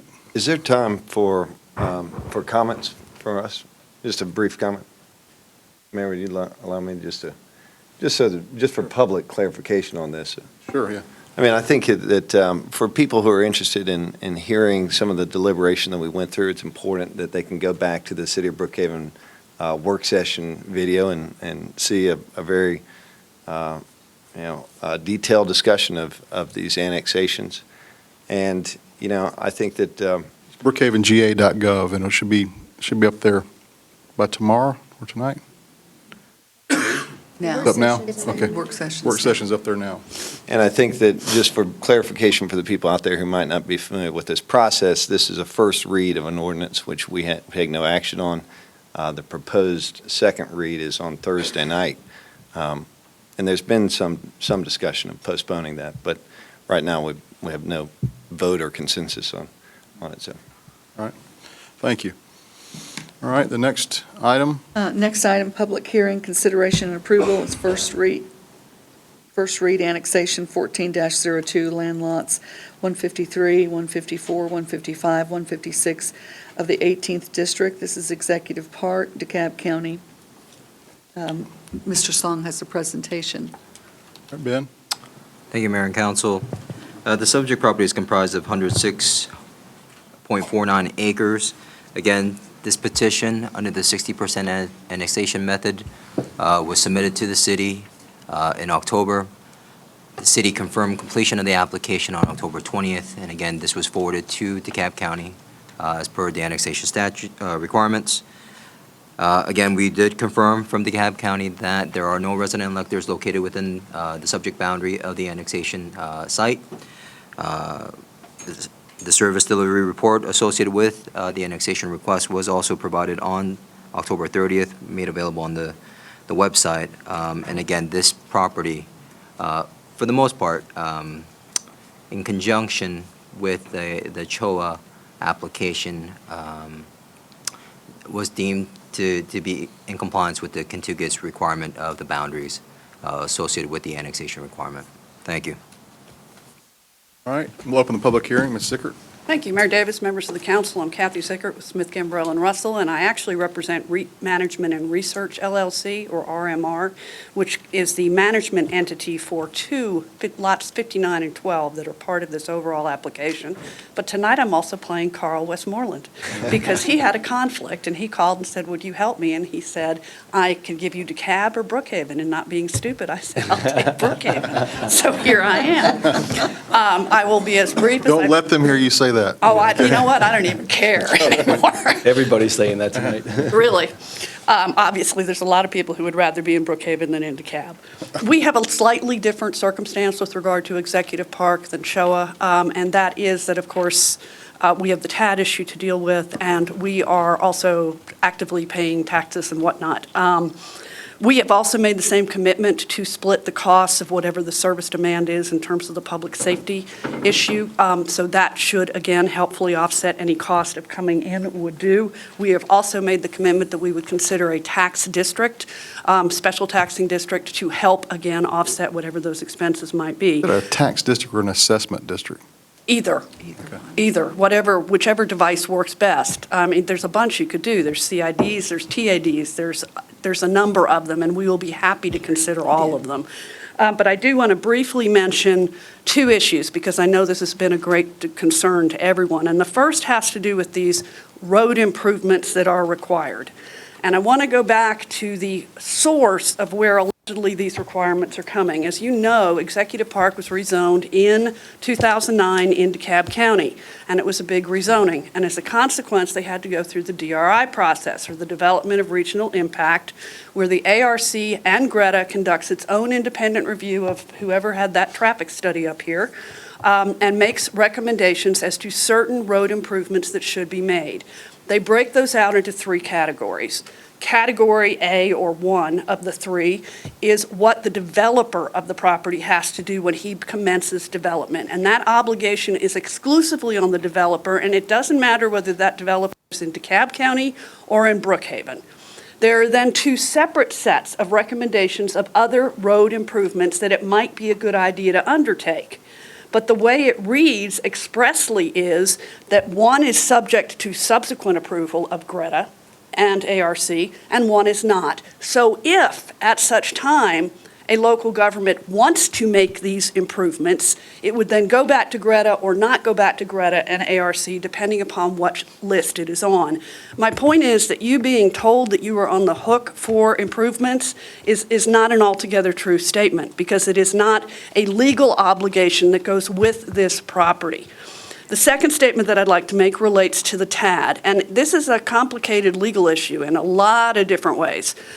The TAD, however, is not administered by the Board of Commissioners of DeKalb County. It is a development authority function. And it is a circumstance where the development authority would then have to decide, well, since this money was collected to benefit this area, are we going to withhold it simply because it's in Brookhaven, or are we going to live up to the obligation and apply it? And it is a much less political obligation than if it was subject to the control of the Board of Commissioners. It was the development authority that actually did all the tax incentives with Town Brookhaven, and were certainly fair to you all during that process, and I have no reason to disbelieve that they will be unfair to you now. So I just want to make sure that everybody is aware on a realistic level of where these approvals are and where these requirements are, because I don't think it's necessarily as bad a picture as necessarily has been painted. With that said, I would reserve whatever remaining time I have for rebuttal. I do not represent Loman's Plaza. Ted Sandler is here on behalf of Loman's Plaza and Regency. If he wants to say something, he is certainly invited. Not unless you need us to. So thank you very much. From you.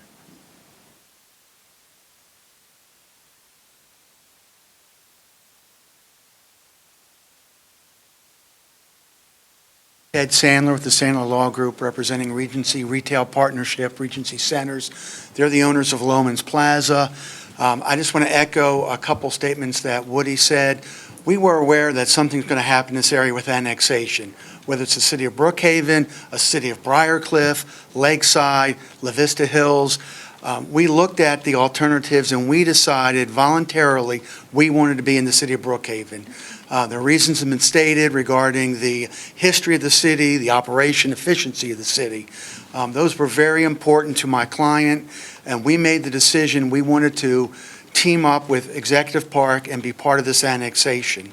Unlike the Choa parcel, we are a tax-paying parcel. It is C1, it is retail. There are no improvements that are proposed, no changes to be made to the center. For us, it's just where do we want to call home, and we want to call home the city of Brookhaven. So we're hopeful that you will approve the annexation. We'd like to hope it goes through sooner rather than later. We are not as time constrained as some of the other parties to this annexation. But again, I just want to stress the importance, given the choice, that it's our election to voluntarily come to the city, to be a taxpayer in the city, and to benefit from what the city has to offer, and answer any questions you all may have. Thank you. Thank you. Okay, so that time is reserved, I guess. Is there any speakers in opposition? Are there? Yes. First, Senator Fran Millar.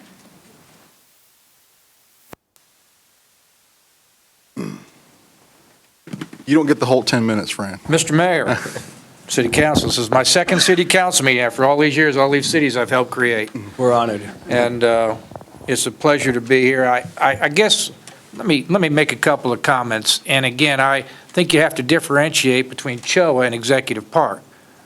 One is a nonprofit, okay, who is expanding because, quite frankly, they're busting at the seams at Eggleston. They want to consolidate their campus. Most of the area that they're talking about is for clinical purposes. They don't pay taxes, versus Executive Park, which is a for-profit corporation in that area. And I don't know what's going to happen in Executive Park, but I think since the GM site's been bought, that may be about the most valuable location I know in the north side for future economic development.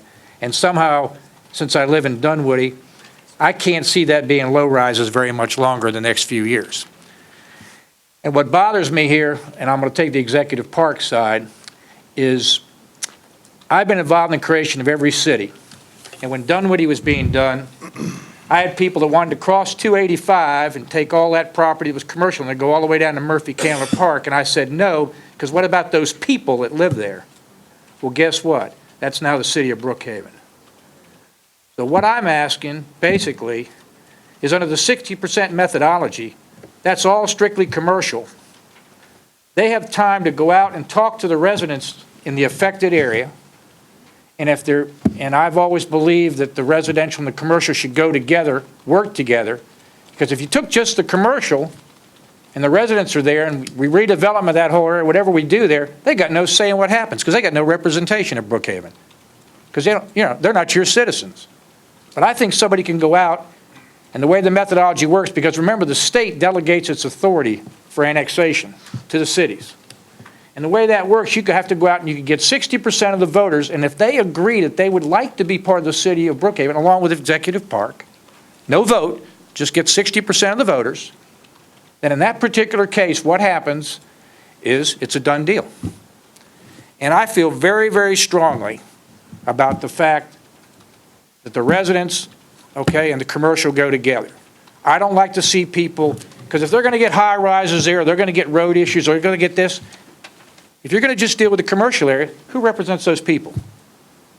One of the reasons when we created cities, because a lot of us felt we weren't represented by people that we knew. So all I'm asking you, I think there's time to slow this thing down. I'd like to see you have Executive Park go out to this community, survey it, number one, in the affected areas. If they want to go forward with it, fine, then go ahead and get the signatures and go forward from there. Thank you very much. Thank you, Fran. Steve Richards. Mr. Richards, did you want to speak again? Okay, all right. Thank you. Next. Martha Gross. Rose, she spoke. You want to speak again? Okay.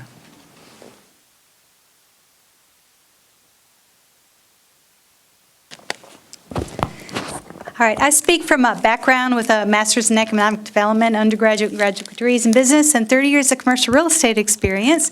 And my issue is making sure that if you write a check, you know how you're going to pay for it. And I think it's very important in this situation for Executive Park. There are zoning conditions that are the area that are, she said they don't apply, but they actually do because they're conditions of the zoning.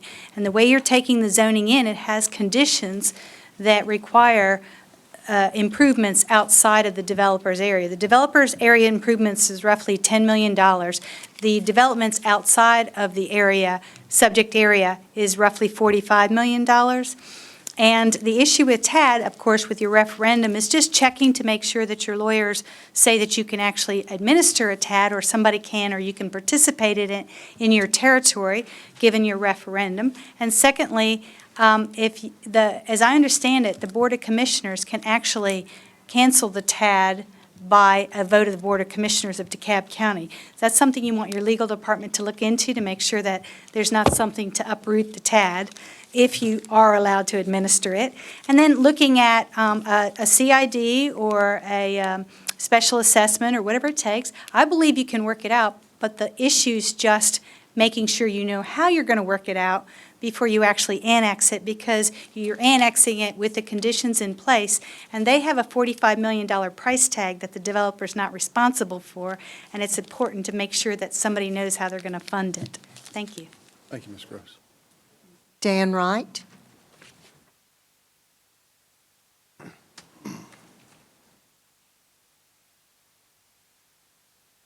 I won't take too much more of your time. I just want to clarify for Ms. Ziegert and everyone here what I was trying to say. I wasn't trying to say that the developers are somehow going to not do what they're required to do, but according to the DRI that was adopted in November of 2008, when all of this was being pulled together, they have 4 intersections that they're required to do, and the estimate back then was about $10 million to fund that. Ms. Gross was telling you that the number was in the $50 million range to do the other 12 intersections.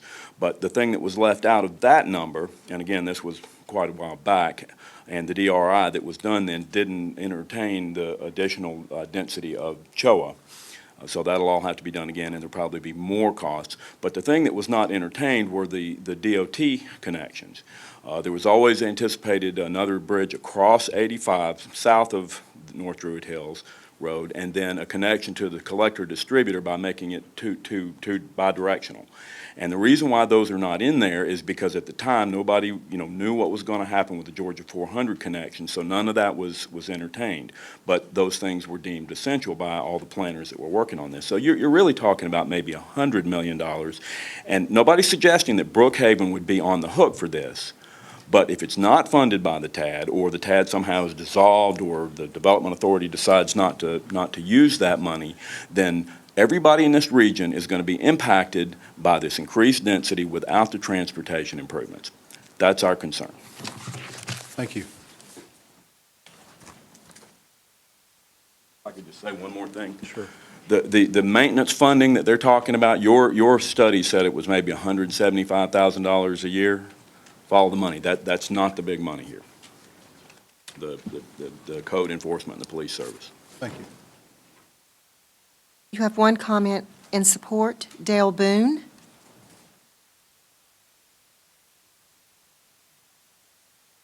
Mayor, City Council, the TAD program can always be brought back up for a vote. I know that, the state knows that, you know that. Just because TAD lost 60-40 with hardly no money to support for a yes vote on TAD, that vote can be brought right back up again next year for another vote. And I guarantee you, the people who wants that TAD development for Buford Highway, it will pass. Because we will be ready this time, unlike the no votes, who got it rejected this time around. Now, I'm kind of confused because I'm hearing two businesses that want to become part of Brookhaven and are willing to split the bill. They're willing to pay for everything. But yet I hear somebody that wants to defer. Well, if we have time to defer, then maybe I can't do what our mayor and city council has asked, which is to move on from other subjects, which is to move on to the next step of the city process, to give us new land to venture out, such as Loman Plaza. They're telling you right here, presenting you, that they want to be a part of Brookhaven. I'm a registered voter in the city of Brookhaven, unlike the people that have been coming up here against this. And we speak for our neighborhood associations, which they're also registered voters, which have put you in office to sit here and to look out for our best interests. We are all neighbors. And we are telling you that they have said they support this annexation 1,000%. We don't want to go back. We don't want to have to redress other issues, but the other issues are there if we have nothing to look forward to, such as annexation, such as Fitz and Buford Highway. I look at this piece of property annexation as a bonus for us to work on and develop while we wait for Buford Highway in the comprehension plan to start working and start doing its magic.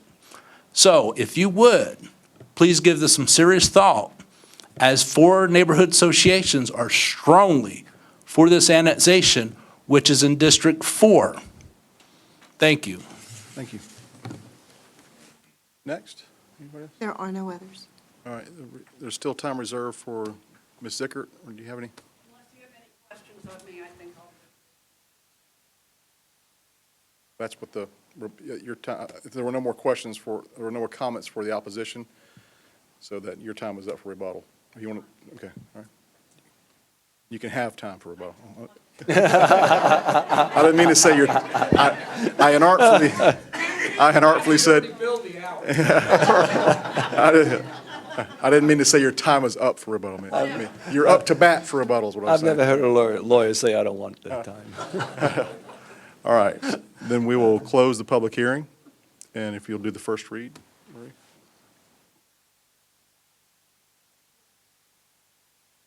Ordinance 2014-11-04, consideration and approval of ordinance annexation 14-02, land lots 15 land lots 153, 154, 155, 156 of the 18th District Executive Park, DeKalb County. This is a first reading. All right, thank you. Number 4, public hearing. Yes, this is a rezoning case, RZ 14-11, Haven Real Estate Investments Incorporated, rezoning request from R75 to RA8 to subdivide 2 lots into 4 lots for development of single-family detached dwellings for the property located at 2319 and 2323 Briarwood Hills Drive. This is a public hearing, and Mr. Song will present. Hey, Mr. Song, we're going to take a 5-minute recess. All right? We're in recess for 5 minutes. Okay, recess is over. We're back in session.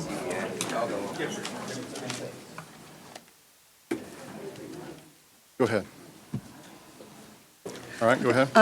Mr. Mayor, we're ready for item 4, but if you wouldn't mind, and if, with the council's permission, items 5 and 6, RZ 14-16 and RZ 14-17. The applicant is here, and their attorney, Mr. Doug Dillard, is here this evening, and they have requested a deferral on this, and I thought it might be quicker to dispense with that, and then you can spend more time on the other items that remain.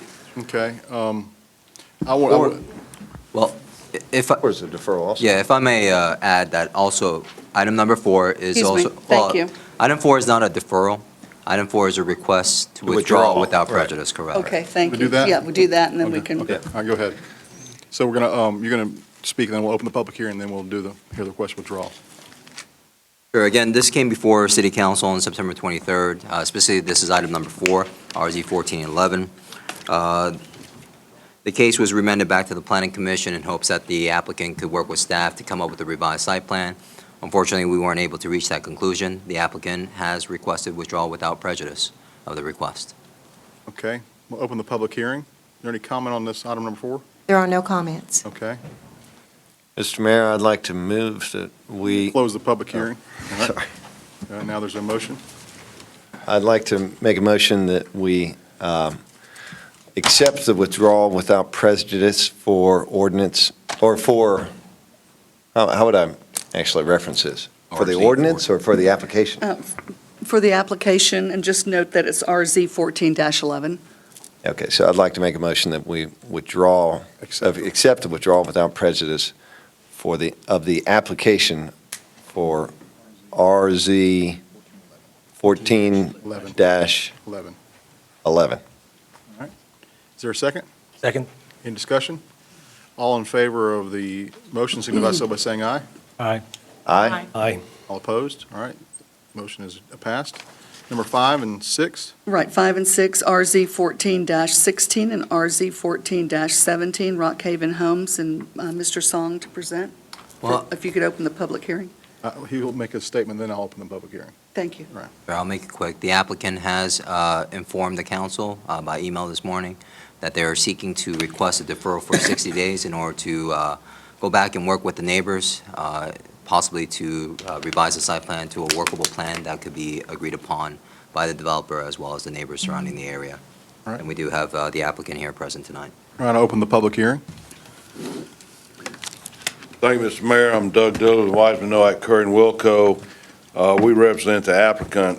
As you well know, we had a staff recommendation of approval, which was acceptable to us. However, the Planning Commission recommended denial. There was a lot of discussion during the Planning Commission presentation about trying to develop a single-family detached, sort of a cluster community. We've had to go back since then to try to renegotiate the contracts and that kind of thing, which we're encouraged that we might be able to do. We think that given the holidays and the time that we've got to do to restructure the agreements with the property owners and to also have time to meet with the neighbors, that a 60-day period would be a better time for us. So if y'all would allow us that privilege, we would appreciate it.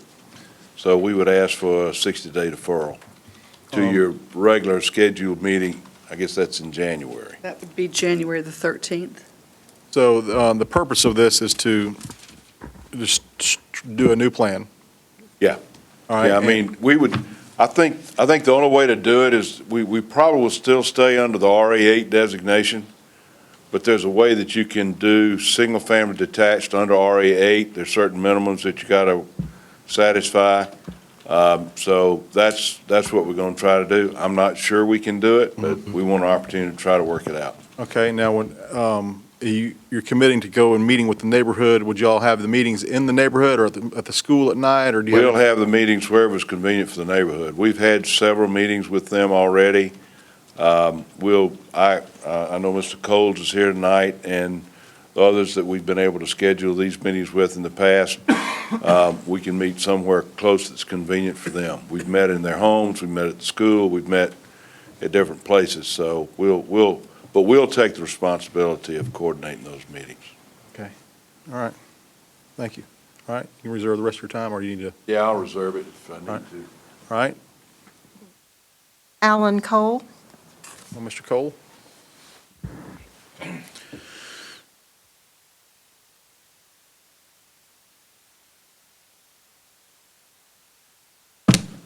Hey, Mayor and City Council. Hi. Alan Cole, 4219 Ashwoody Trail, Brookhaven. We don't object to the delay. We object to the rephrasing. We want it to stay R100 or something close to it. And for those who don't know, this is a zoning effort that started right after the Lake Hearn subdivision went commercial. And this is our 7th plus time fighting rezoning. DeKalb, in their intimate wisdom, rejected them all. So this is our first in front of the city, and we hope you do the same. We like R100. The homes that are sitting on Ashford Dunwoody are the same homes that sit in our neighborhood. They're identical home for home. You can find one in our neighborhood. Some of the conditions are different, but the homes are there. It's part of our subdivision. And no one in our subdivision has ever objected to our entrance in that way. We don't want high-rises, we don't want townhomes, we want homes. We want nice homes. I think we'll get it. There's 3 or 4 builders that said, hey, if the land value was right, you can build single homes. But because it's been commercial up until now, the landowners have a commercial value on their land, which makes it a problem to put a house on. So that's the conundrum that's going on here, and we're more than happy to work if they can pull some single-family homes in here. And I think it's doable. I think if they can, their problem is going to be working with the landowners.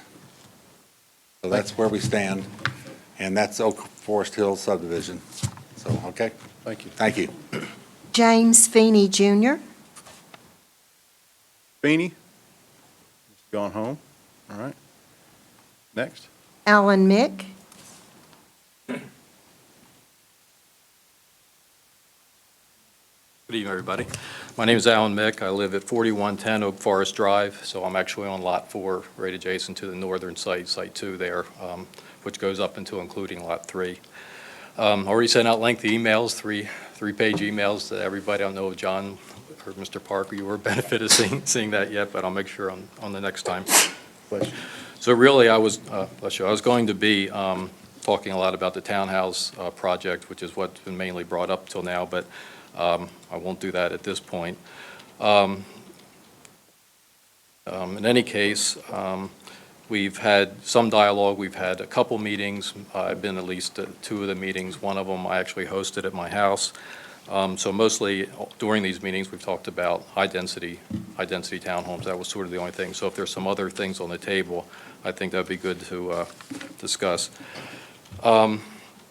Since we're talking about now reworking the site plan, maybe having additional meetings, it still kind of leaves us with I would say, an unacceptable type of rezoning application for this property. I think that's what Alan Cole was kind of saying. If we want to try to stay with R100, which we'd like to keep, but open to other types of higher density cluster homes. So what I'm requesting is that these petitions or this application would actually be not deferred, but more or less denied based on the planning and zoning recommendation, and that they come back with some type of zoning application that's applicable or fits to this, because we're still talking about the same rezoning characters for this piece. So If they come back with the appropriate rezoning for this entrance, I'd be very pleased to see that, though. Thank you for your time. Thank you, Mr. Mick. Thank you. Next. Brian Savory.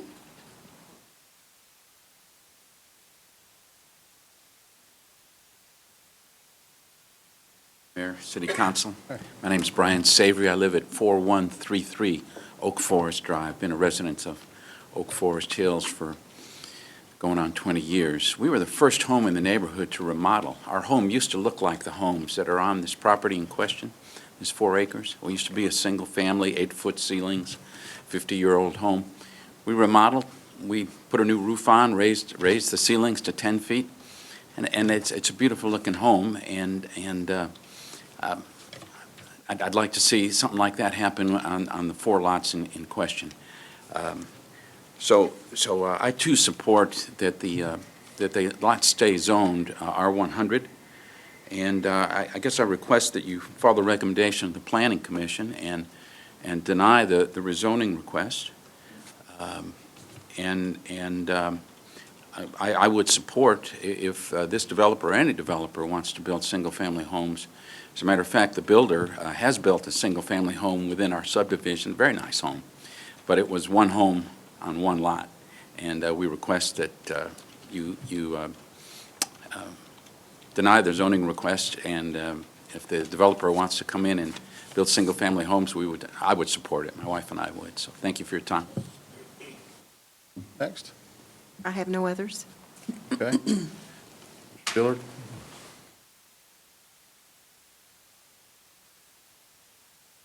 I don't want to mislead council. We don't think R100 works on this property. If so, it would have been developed a long time ago.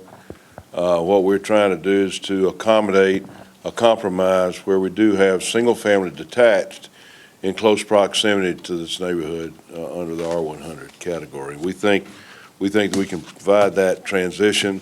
We've got some topo issues, we've got cost of development issues, and obviously we got a price with the neighbors, with the property owners that we've got to negotiate. So I don't want to mislead council that we're going to come back with an R100 subdivision, but what we are going to try to do is to come back with a detached program that will provide transition and that will be a size of a home that will be comparable to the homes that are in the Oak Forest neighborhood. So we would appreciate an opportunity to try to do that. If we can't, then we'll have to suffer those consequences, wherever they might be, but we're hopeful that we were able to work something out with the neighborhood that would be agreeable to you and to them. All right. I have a couple questions I can question the applicant. Right, yeah. We've gotten a lot of, I'd say probably there's been no other issue where we've gotten this many emails, thorough emails. The emails, I want to let you know that the neighborhood emails that we got were among the most well-reasoned and thought-out opposition emails without being nasty. They were just logical, thorough, and it was people expressing genuine concern about the townhome concept going there. And so I want to applaud the neighborhood for that effort. Your voice was heard loud and clear, and it was thoughtful and well-reasoned. And I just want to let you know, I think I received one email in support. I think I probably received 50 in opposition, and it wasn't cut and paste emails. It was everybody with their own thoughts with similar themes. So I say that just to urge you to, this neighborhood is well organized, and they're not unreasonable people just wanting not in my backyard. I would just urge the applicant, your client, to please take into consideration the thoughts of these people, because they are reasonable people, and I think you've heard them say that they know something residential is going to go there. It's just they want to have a significant input into that, and we know that what the plan as it is, that wasn't acceptable. And it's good to hear that the applicant is considering detached homes. I'm sure it's going to be the numbers, what's going to be coming down to when y'all talk and negotiate. But I will say also for the requests for a denial, just let you know that we talked about this earlier in the work session, that a denial of an application means it runs with the property. Correct, Ben? That is correct. So that would mean a 2-year wait before anything could come back. And a deferral of 60 days, if they come back with something that's not acceptable, we're not going to all of a sudden ignore the wishes of our constituents and what we think is the best for the city. I just don't want you people to, if we deny it outright, it's 2 years, and who knows what could happen in that time period. But if we denied it and someone came in and bought the property, is that denial still run with that property if it's a new property owner? Yes. It does, But okay, they do have the ability within 6 months, after 6 months, to come and petition the council Okay. in order for that to be waived, that 24-month requirement. Okay. So those are the comments I wanted to, from what I've said, do you think you make it clear to your client that we really would like for a good, meaningful dialogue with this neighborhood? We understand that, and, I'm not going to represent to you that we will come in here with an R100 program, okay? Right. I've been working in this neighborhood since the early 80s, we know that. I understand the situation. But a denial would force us to take other options that the law might allow, and we really don't want that. We want to try to work it out if at all possible. Threatening me? I'm not threatening you. I'm not threatening you. But the state law is you can't come back for 6 months. You can waive the rest of it, but I doubt that would happen. So our alternatives are a lot more expensive for everyone, and that's not what we want, and hopefully we can get it worked out. Becca, did you have some questions? Yeah, I think I like the idea of deferring and trying to see if you can't come up with a better plan here. I think at the root of the problem here is what Mr. Coles and other people have referred to. The price of this property is kind of holding the neighborhood and everybody else hostage, because I think they're asking a commercial rate, when in fact, I think you ought to be able to go back to them and show them the Planning Commission denial as an argument to say, you're not going to get a commercial rate on this property. And like Alan referenced, there's been at least 7 attempts to put other things on this property. I hope the homeowners there have a little reality check, because you may not mind the homes there, but it is the gateway to our city, and we want people to come into our city and have a really great impression that this is a beautiful and prosperous community. On the other hand, a road that has 20,000 cars a day on it, facing a substation, has some limitations. It's not going to be the same home, the beautiful homes that you build on Ashwoody Trail and on the interior there. I also personally, for a safety reason, would like to see fewer driveways coming out onto Ashford Dunwoody. So one of the things I did like about your site plan was that it routed people, getting those driveways off. There's one other big element, and this was referenced in a number of the emails, is, we did a transportation study, and it said, hey, you've got a problem on Ashford Dunwoody Road. We said, oh, really? And it suggested that we needed to do more of a master plan for Ashford Dunwoody itself. I'm hoping that that's going to be in our 2015 budget, so that we can really get a much better answer. We're not going to get rid of the 30,000 cars a day, but we've got to move traffic, because there's just, it's to me the number one issue of what's affecting our quality of life is the gridlock that we are living in. And I know you all sit in it, I sit in it. I get emails every day of people who can't get to work coming up Ashford Dunwoody Road. So we've got to look at that. And I'm a little reluctant to go ahead and grant any kind of development up there until we have a little bit clearer vision as to what is going to, help that solution. I don't think we'll ever 4-lane it, but I think we might try to get a third continuous turn lane there. And you just heard us pass the comprehensive plan. There's a whole lot in there about walkability and pedestrian-friendly and bike-friendly and connectivity. And we've got the opportunity to extend the path, which already goes through Murphy Candler and Blackburn, and the thought of taking it all the way up Ashford Dunwoody Road to allow school children to safely walk and do what I did, was ride a little bike to school, would be fantastic. But I mean, you wouldn't dare let your child even walk to school on Ashford Dunwoody Road. And that's, I think you would all agree, that that's not a good thing. So if we could build, let's try to keep in mind the long-term vision of this major corridor and what we want this road to look like. So if we need to delay, I think we'll have a little bit better idea, even in the 2 months that you're asking for, as to where we are with an Ashford Dunwoody Road study. But I would like personally for the vision of the city to be before us too, before we start building homes or whatever is going to be there. I mean, who knows? Maybe it's more parkland than anything. But I'm pleased that you've decided to defer because really at the heart of it, there's two issues. There's the transportation problems and there's the price of that land.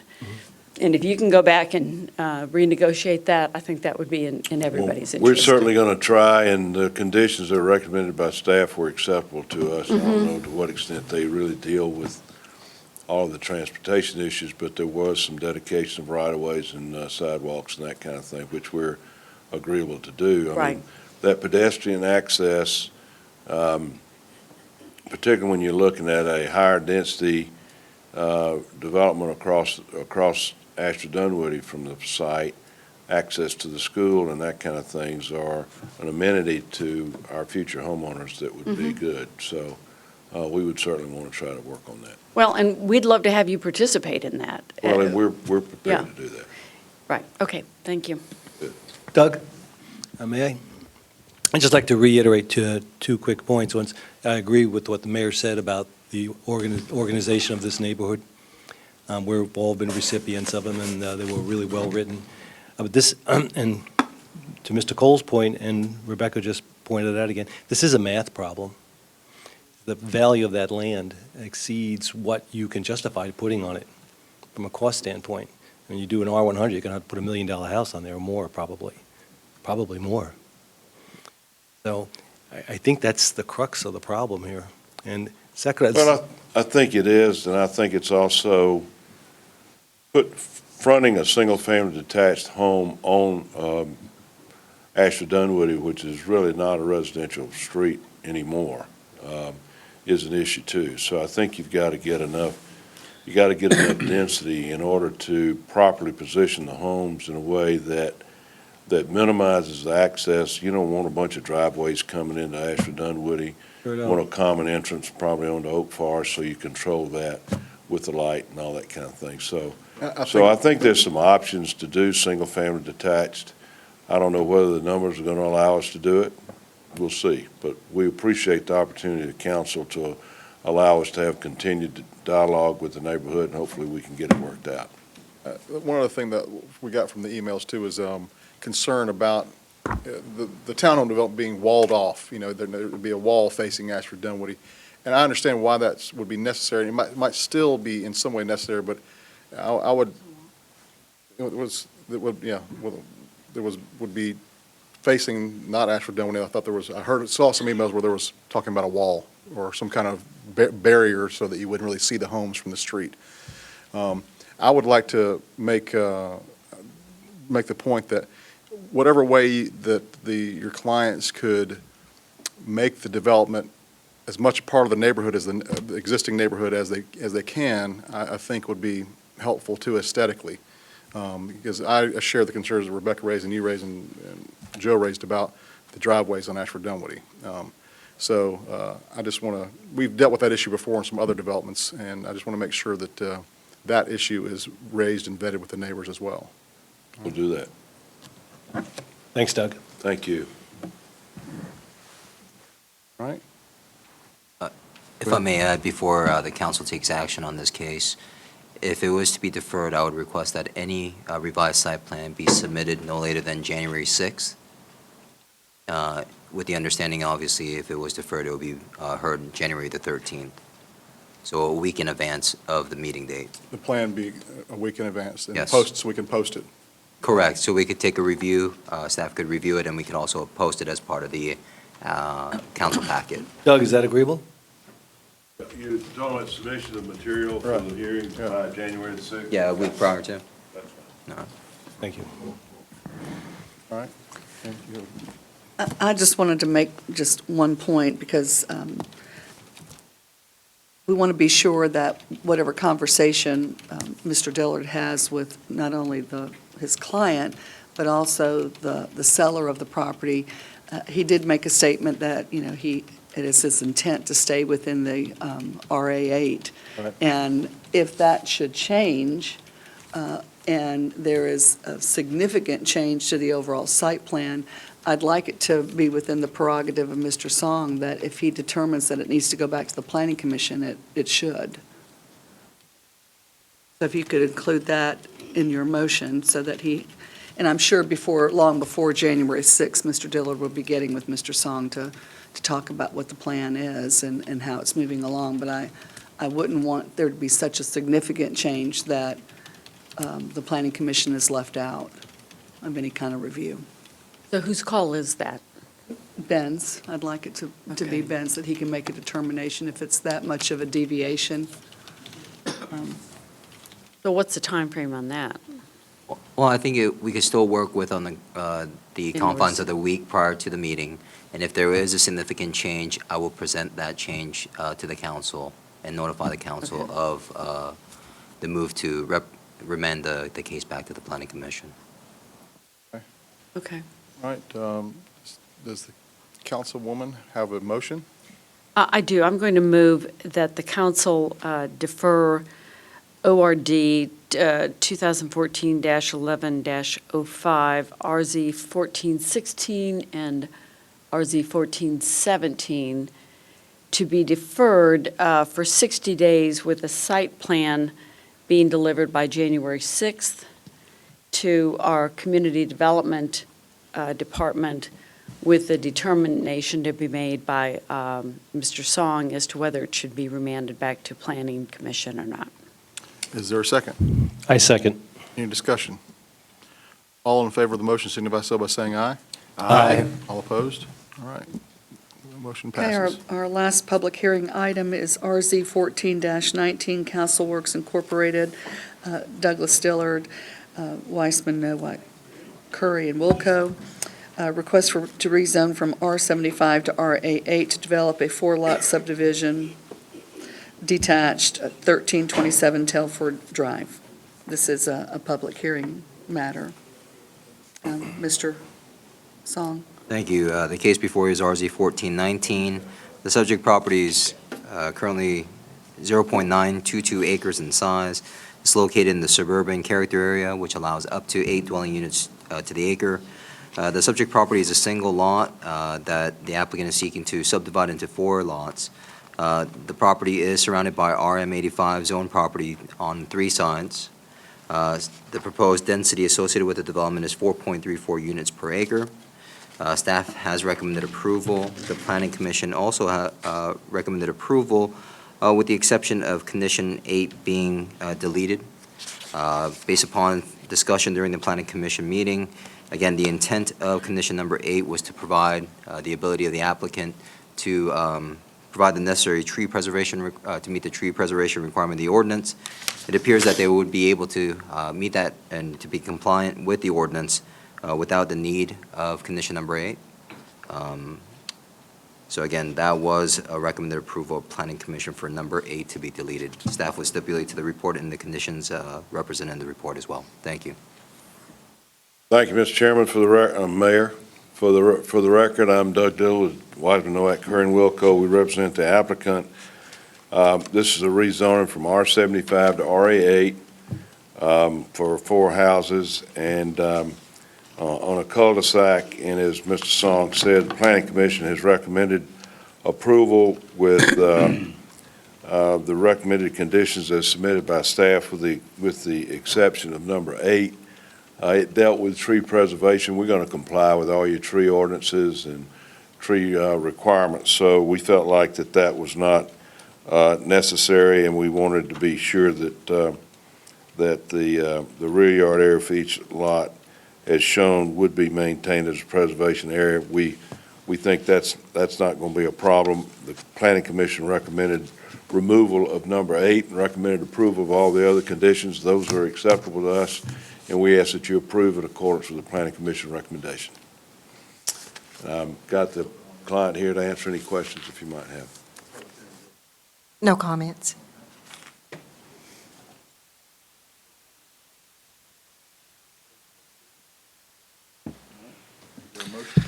Yeah, I'd like to move that we approve ordinance 2014-11-09. It's RZ 14-19 Castle Works for the rezoning from R75 to RA8 at 1327 Telford Drive.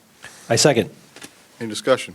Yeah, I just want to point out that this was a very good application that I believe fits the character of a neighborhood. I think it's very good use of land, and I really appreciate the efforts that the developer has made to preserve the tree canopy and create some nice-looking homes in an area that fits with the character of the neighborhood. I also want to point out, because there was a comment made to me tonight about the communication to neighborhood associations, and we as a city are working on actually getting a process in place for our community development department so that when applications are received by the city, that the city has contact lists for every neighborhood association so that they can be informed as a larger group and not just the property owners that are within the, I think, 500 feet that we're required to notice. Is that right, 500? 250 feet? 250 feet. So, the feedback that I have gotten from the neighborhoods, the people who have acknowledged that this rezoning has occurred have been 100% in support of it. So thank you for presenting a good application.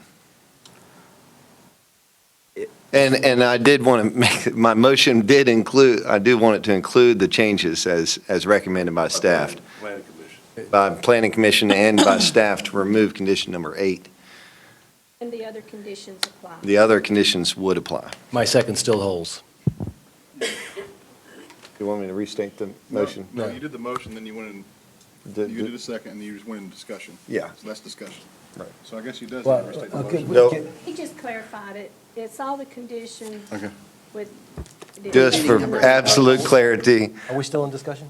Well, let me restate the motion just for absolute Go. clarity. All right. The motion is to approve ordinance 2014-11-09 as stated before with the conditions by Planning Commission and staff, but to exclude condition number 8. I second. Succinctly stated. All right. Any more discussion? I would just like to have the contractor come up and introduce himself, please, to us. Show the pictures. You know, we like to know who you are, because I'm sure we'll be seeing you again, and obviously you have a good reputation, so. Mayor, City Council. Does that work? Does that work? The camera? Is that on? I'm Doug Griffin with Castleworks, and, Move that. oh, Just do a 180. There you go. If you center it, they can zoom in on it. A little further. There you go. Do that on Here comes the zoom. Other way. but we're proposing roughly 3,000 to 3,500 square foot homes. And again, I think the benefit of the project really is that we create a cul-de-sac at a dead end where there's a lot of neighbors with kids, and I think everybody, you don't get a lot of talk unless there's opposition, I guess. But I think everybody was in very good support of it. All right. Thank you. Thank you. I need to fire our cameraman. Keep the pictures there. She's Very poor she's camera gonna keep work. working on that. Our She's city attorney has multitasking. a headache. He's woozy. I have a quick question. I love these designs of these houses. I think they're beautiful. And I'm interested that you're going from an R75 to an RA8 on this. So it looks like you're actually preserving a lot of the details of your R75 zoning. I mean, it's 35% lot coverage, is that right? Yeah, we're going to do 35%. That was one of the conditions. Okay, which is an R100 requirement, really. Yeah. What is Well, your, it's a- what is your frontage across each one? A cul-de-sac varies. This is going to have 35 feet on the cul-de-sac itself, which I'm not sure what that requirement is in R75. I believe that, I think that it's seemed the to me to same. be well, that actually was the issue that I think caused the need to rezone because of your front curb width. Yeah, that the one? road dead end right on the property, so there was no frontage on the property. So we had Right. to develop frontage by putting the cul-de-sac in. Yeah. Maybe Doug could get you to help out on the one on Oak Forest. Exactly what I was thinking. Yeah. There you I go. wouldn't presume. So this is 4 houses on less than an acre. Is that right? Yes, ma'am. Oh, they look nice. They look really, I think. That's a beautiful product. Right. Thank you. It's a local architect, Spitzmiller Norris, does those designs. I really like them because they give a in-town feel, kind of less of a ominous appearance on the front. And it helps when you live near it. Right, doesn't it? right next door. So I care. You care. You have a direct interest in that. Sure. And I'm just curious, why the requirement that the garage doors have to be 2 separate doors? You can't have a double wide? Is it just I think it's just architecturally? aesthetics. We had done a rezoning in DeKalb where a lot of these conditions came from that I think Ben had so if- pulled up. Yeah, if you recall, the property that when we were in discussion of those rezonings, specifically 1411 along Briarwood, Kusawati, at that corner of Telford, Kusawati, Briarwood, the RA8s that are existing there, it was actually Doug Griffin that went through the process through DeKalb County. And at that time, through discussions with the public and the residents within that area, those are some of the concessions that he agreed to as part of the rezoning. Because RA8, again, the front yard setback is 5 feet. They wanted to provide some type of contextual difference or the aesthetic aspects associated with the building or the home to be constructed to sort of have a more pleasing sort of visual effect. And those are the conditions that they came up with. So as an extension of this RA8 and the recommendation of approval from staff, we decided to extend, it would be appropriate to extend those same conditions onto this request for an RA8, because again, it's a proximity to existing RA8s to account for uniformity in terms of the actual overall development of that area. Very nice. Yeah, we had met with the BFCA on Brookhaven Fields back then. They were a little more cohesive at that point. This go-around, they were kind of hard to find. We did locate a few of them, and everybody seemed to like it. Oh, hold on. Your councilman is a member of VFCA. Not on the board, though. Yeah. Not on the board. Well, Does your motion still hold? I mean, your beard shows that you might have been just wandering around like your homeowners association. Yes. It's getting late. But that was part of their concessions. Some of the stuff they were afraid of is too close to the road Right. and things like that, and so. Very nice. Well, thank you. Thank you. Nice to meet you. We like to celebrate when we don't have much of a contentious issue, when everybody's in agreement on, so it's nice. All right. We need to take a vote. Is there so that's in the discussion. All in favor of the motion signify so by saying aye. Aye. All opposed? All right. Old business, We have none. new business? New business, you deferred that at the beginning of the meeting. Okay, That's going to be on your December 2nd agenda, okay. and we're now ready for any more public comments. Other business and public comments? Dale Boone. All right, Dale. Third's the charm. Mayor, City Council, now that most of that, people that have gone, we can have a little chit-chat one-on-one. We're real excited about this annexation, we really are. And we understand about checking with the other neighborhoods in effect, but please understand, I'm a part of that area that goes to Lowman Plaza too. Just because I live on one side of the bridge and live in a city called Brookhaven, you're trying to act like I don't cross that bridge and go to Lowman's Plaza. I kind of feel that kind of insulting. I live in that neighborhood, as y'all well do know. And to have my bank of SunTrust Bank, to have the Bank of America, to have what else, another thing that you're missing with the healthcare property is Piccadilly. That's right, Brookhaven would have its own Piccadilly. So, I mean, what I'm trying to say is, these are established businesses with great names. Matter of fact, they have a Walgreens. Walgreens is a brand name. They have a Willie's Grill, if I'm not mistaken, and a Moe's there. So these are businesses that we're hoping that would come to Buford Highway, that they are already established. So what we're trying to insinuate is that, hey, if we annexation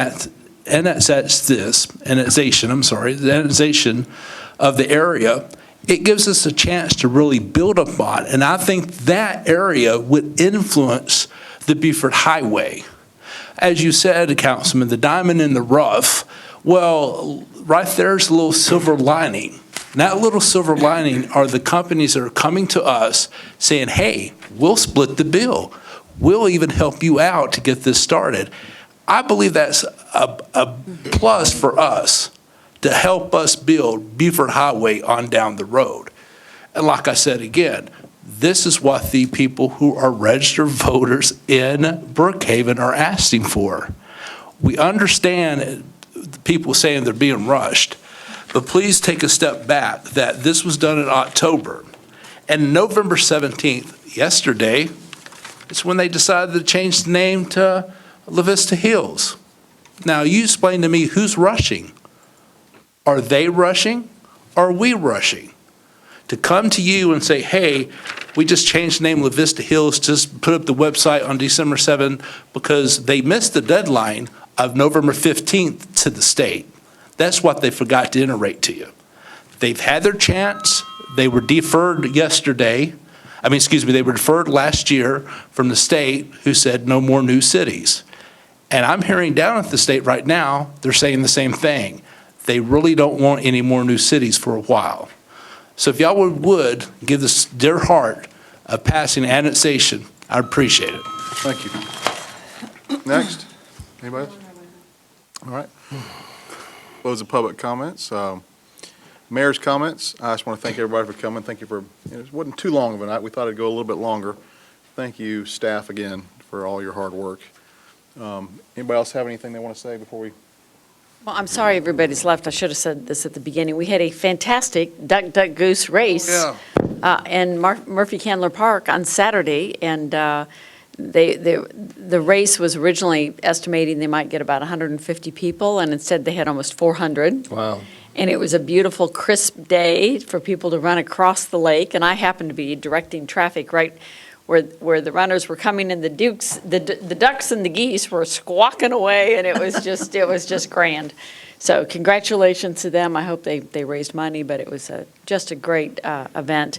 And then on Sunday, the Friends of Brookhaven had a very successful cleanup and planting at Blackburn Park.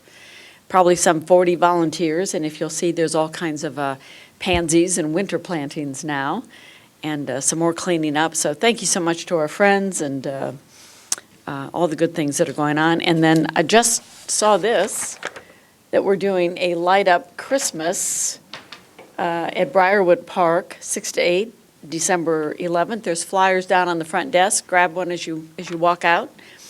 Santa will be there, and the mayor will be there, and all of us. I'm not, there's no, But you can't, Santa I do not is confirm, not the mayor. I do not confirm or deny whether I'm the Santa or not. But it should be great fun. All new council members are required to be Santa in their first year. Yeah, I like that. I would like to, again, echo the Duck Duck Goose was a great race. I did the little 2K with my daughter, but I would like to brag on my wife who won the 40 and over, and her times were better than the 20 to 30 group too. She was, and that was for the first part of the race. She was running with our kids, and when we told her that there was an iPad on the line, she put it in the kick and won her age group. And my 10-year-old daughter won the 10-year-old group too. So it was, it wasn't just 4 runners. It was a bunch of folks. So that was a great event, and Rebecca was there taking pictures. You did something, did something, didn't you? I walked all around. Oh, yeah, you walked. But I actually signed up for the race, but then they needed me to volunteer, so I was. I did. Did you give your number to somebody? No, but I got an email saying that I came in second, so somebody must have. I saw her name. It was like 3rd out of 9. I was like, what, Rebecca? That was me, baby. So that was interesting. So that's a great race, and it'll be put on next year. Now, we've had some interest from the Atlanta Track Club about possibly doing a race January 1st in Brookhaven. So the president of the Atlanta Track Club now lives in Brookhaven, so we're excited about that possibility. What are they going to call it, a run for the drunks? Anybody else have any comments? Yeah, I'd like to just let everybody know that we had the unique pleasure of being invited to tour the Children's Hospital of Atlanta at Engleston this past week, and it is amazing. I mean, you heard the accolades tonight. It was just unbelievable, the things that they are doing for children, principally in the state of Georgia, but they take them nationally and internationally. This is a first-class operation. I just want to share one visual with you. I mean, you walk into this critical care unit, and it's all open space. And they do that so everybody has an eye on what's going on all at the same time. And there was one spot there with a very, very premature baby who was having a heart problem. And what they do is they open the chest of the heart of the baby, and they leave it open with a clear plastic translucent bandage so you can actually see the heart pumping. It was unbelievable what they do and their success rate. I mean, made you want to cry when you saw what was going on. I just wanted to share that with you because it was a real moment for me to have the opportunity to do that, and to and just share it with you. All right, Bates? No comments. I think it was a great meeting. I really enjoyed, John, you being here for the first full day of council meetings, and it's great to have you on the team. So. Thanks, I enjoyed it. I'm good, thanks. How was your first? We need to learn from you on brevity. Yeah, how was your first full meeting? It was fun. All right, thank you. I appreciate it. All right, no more comments. We don't need executive session. Is there a motion? I move that we adjourn the council meeting. And I'll Second. All right. John's got it. Any discussion? All in favor of adjournment, signify so by saying aye. Aye. Aye. All opposed? We are adjourned.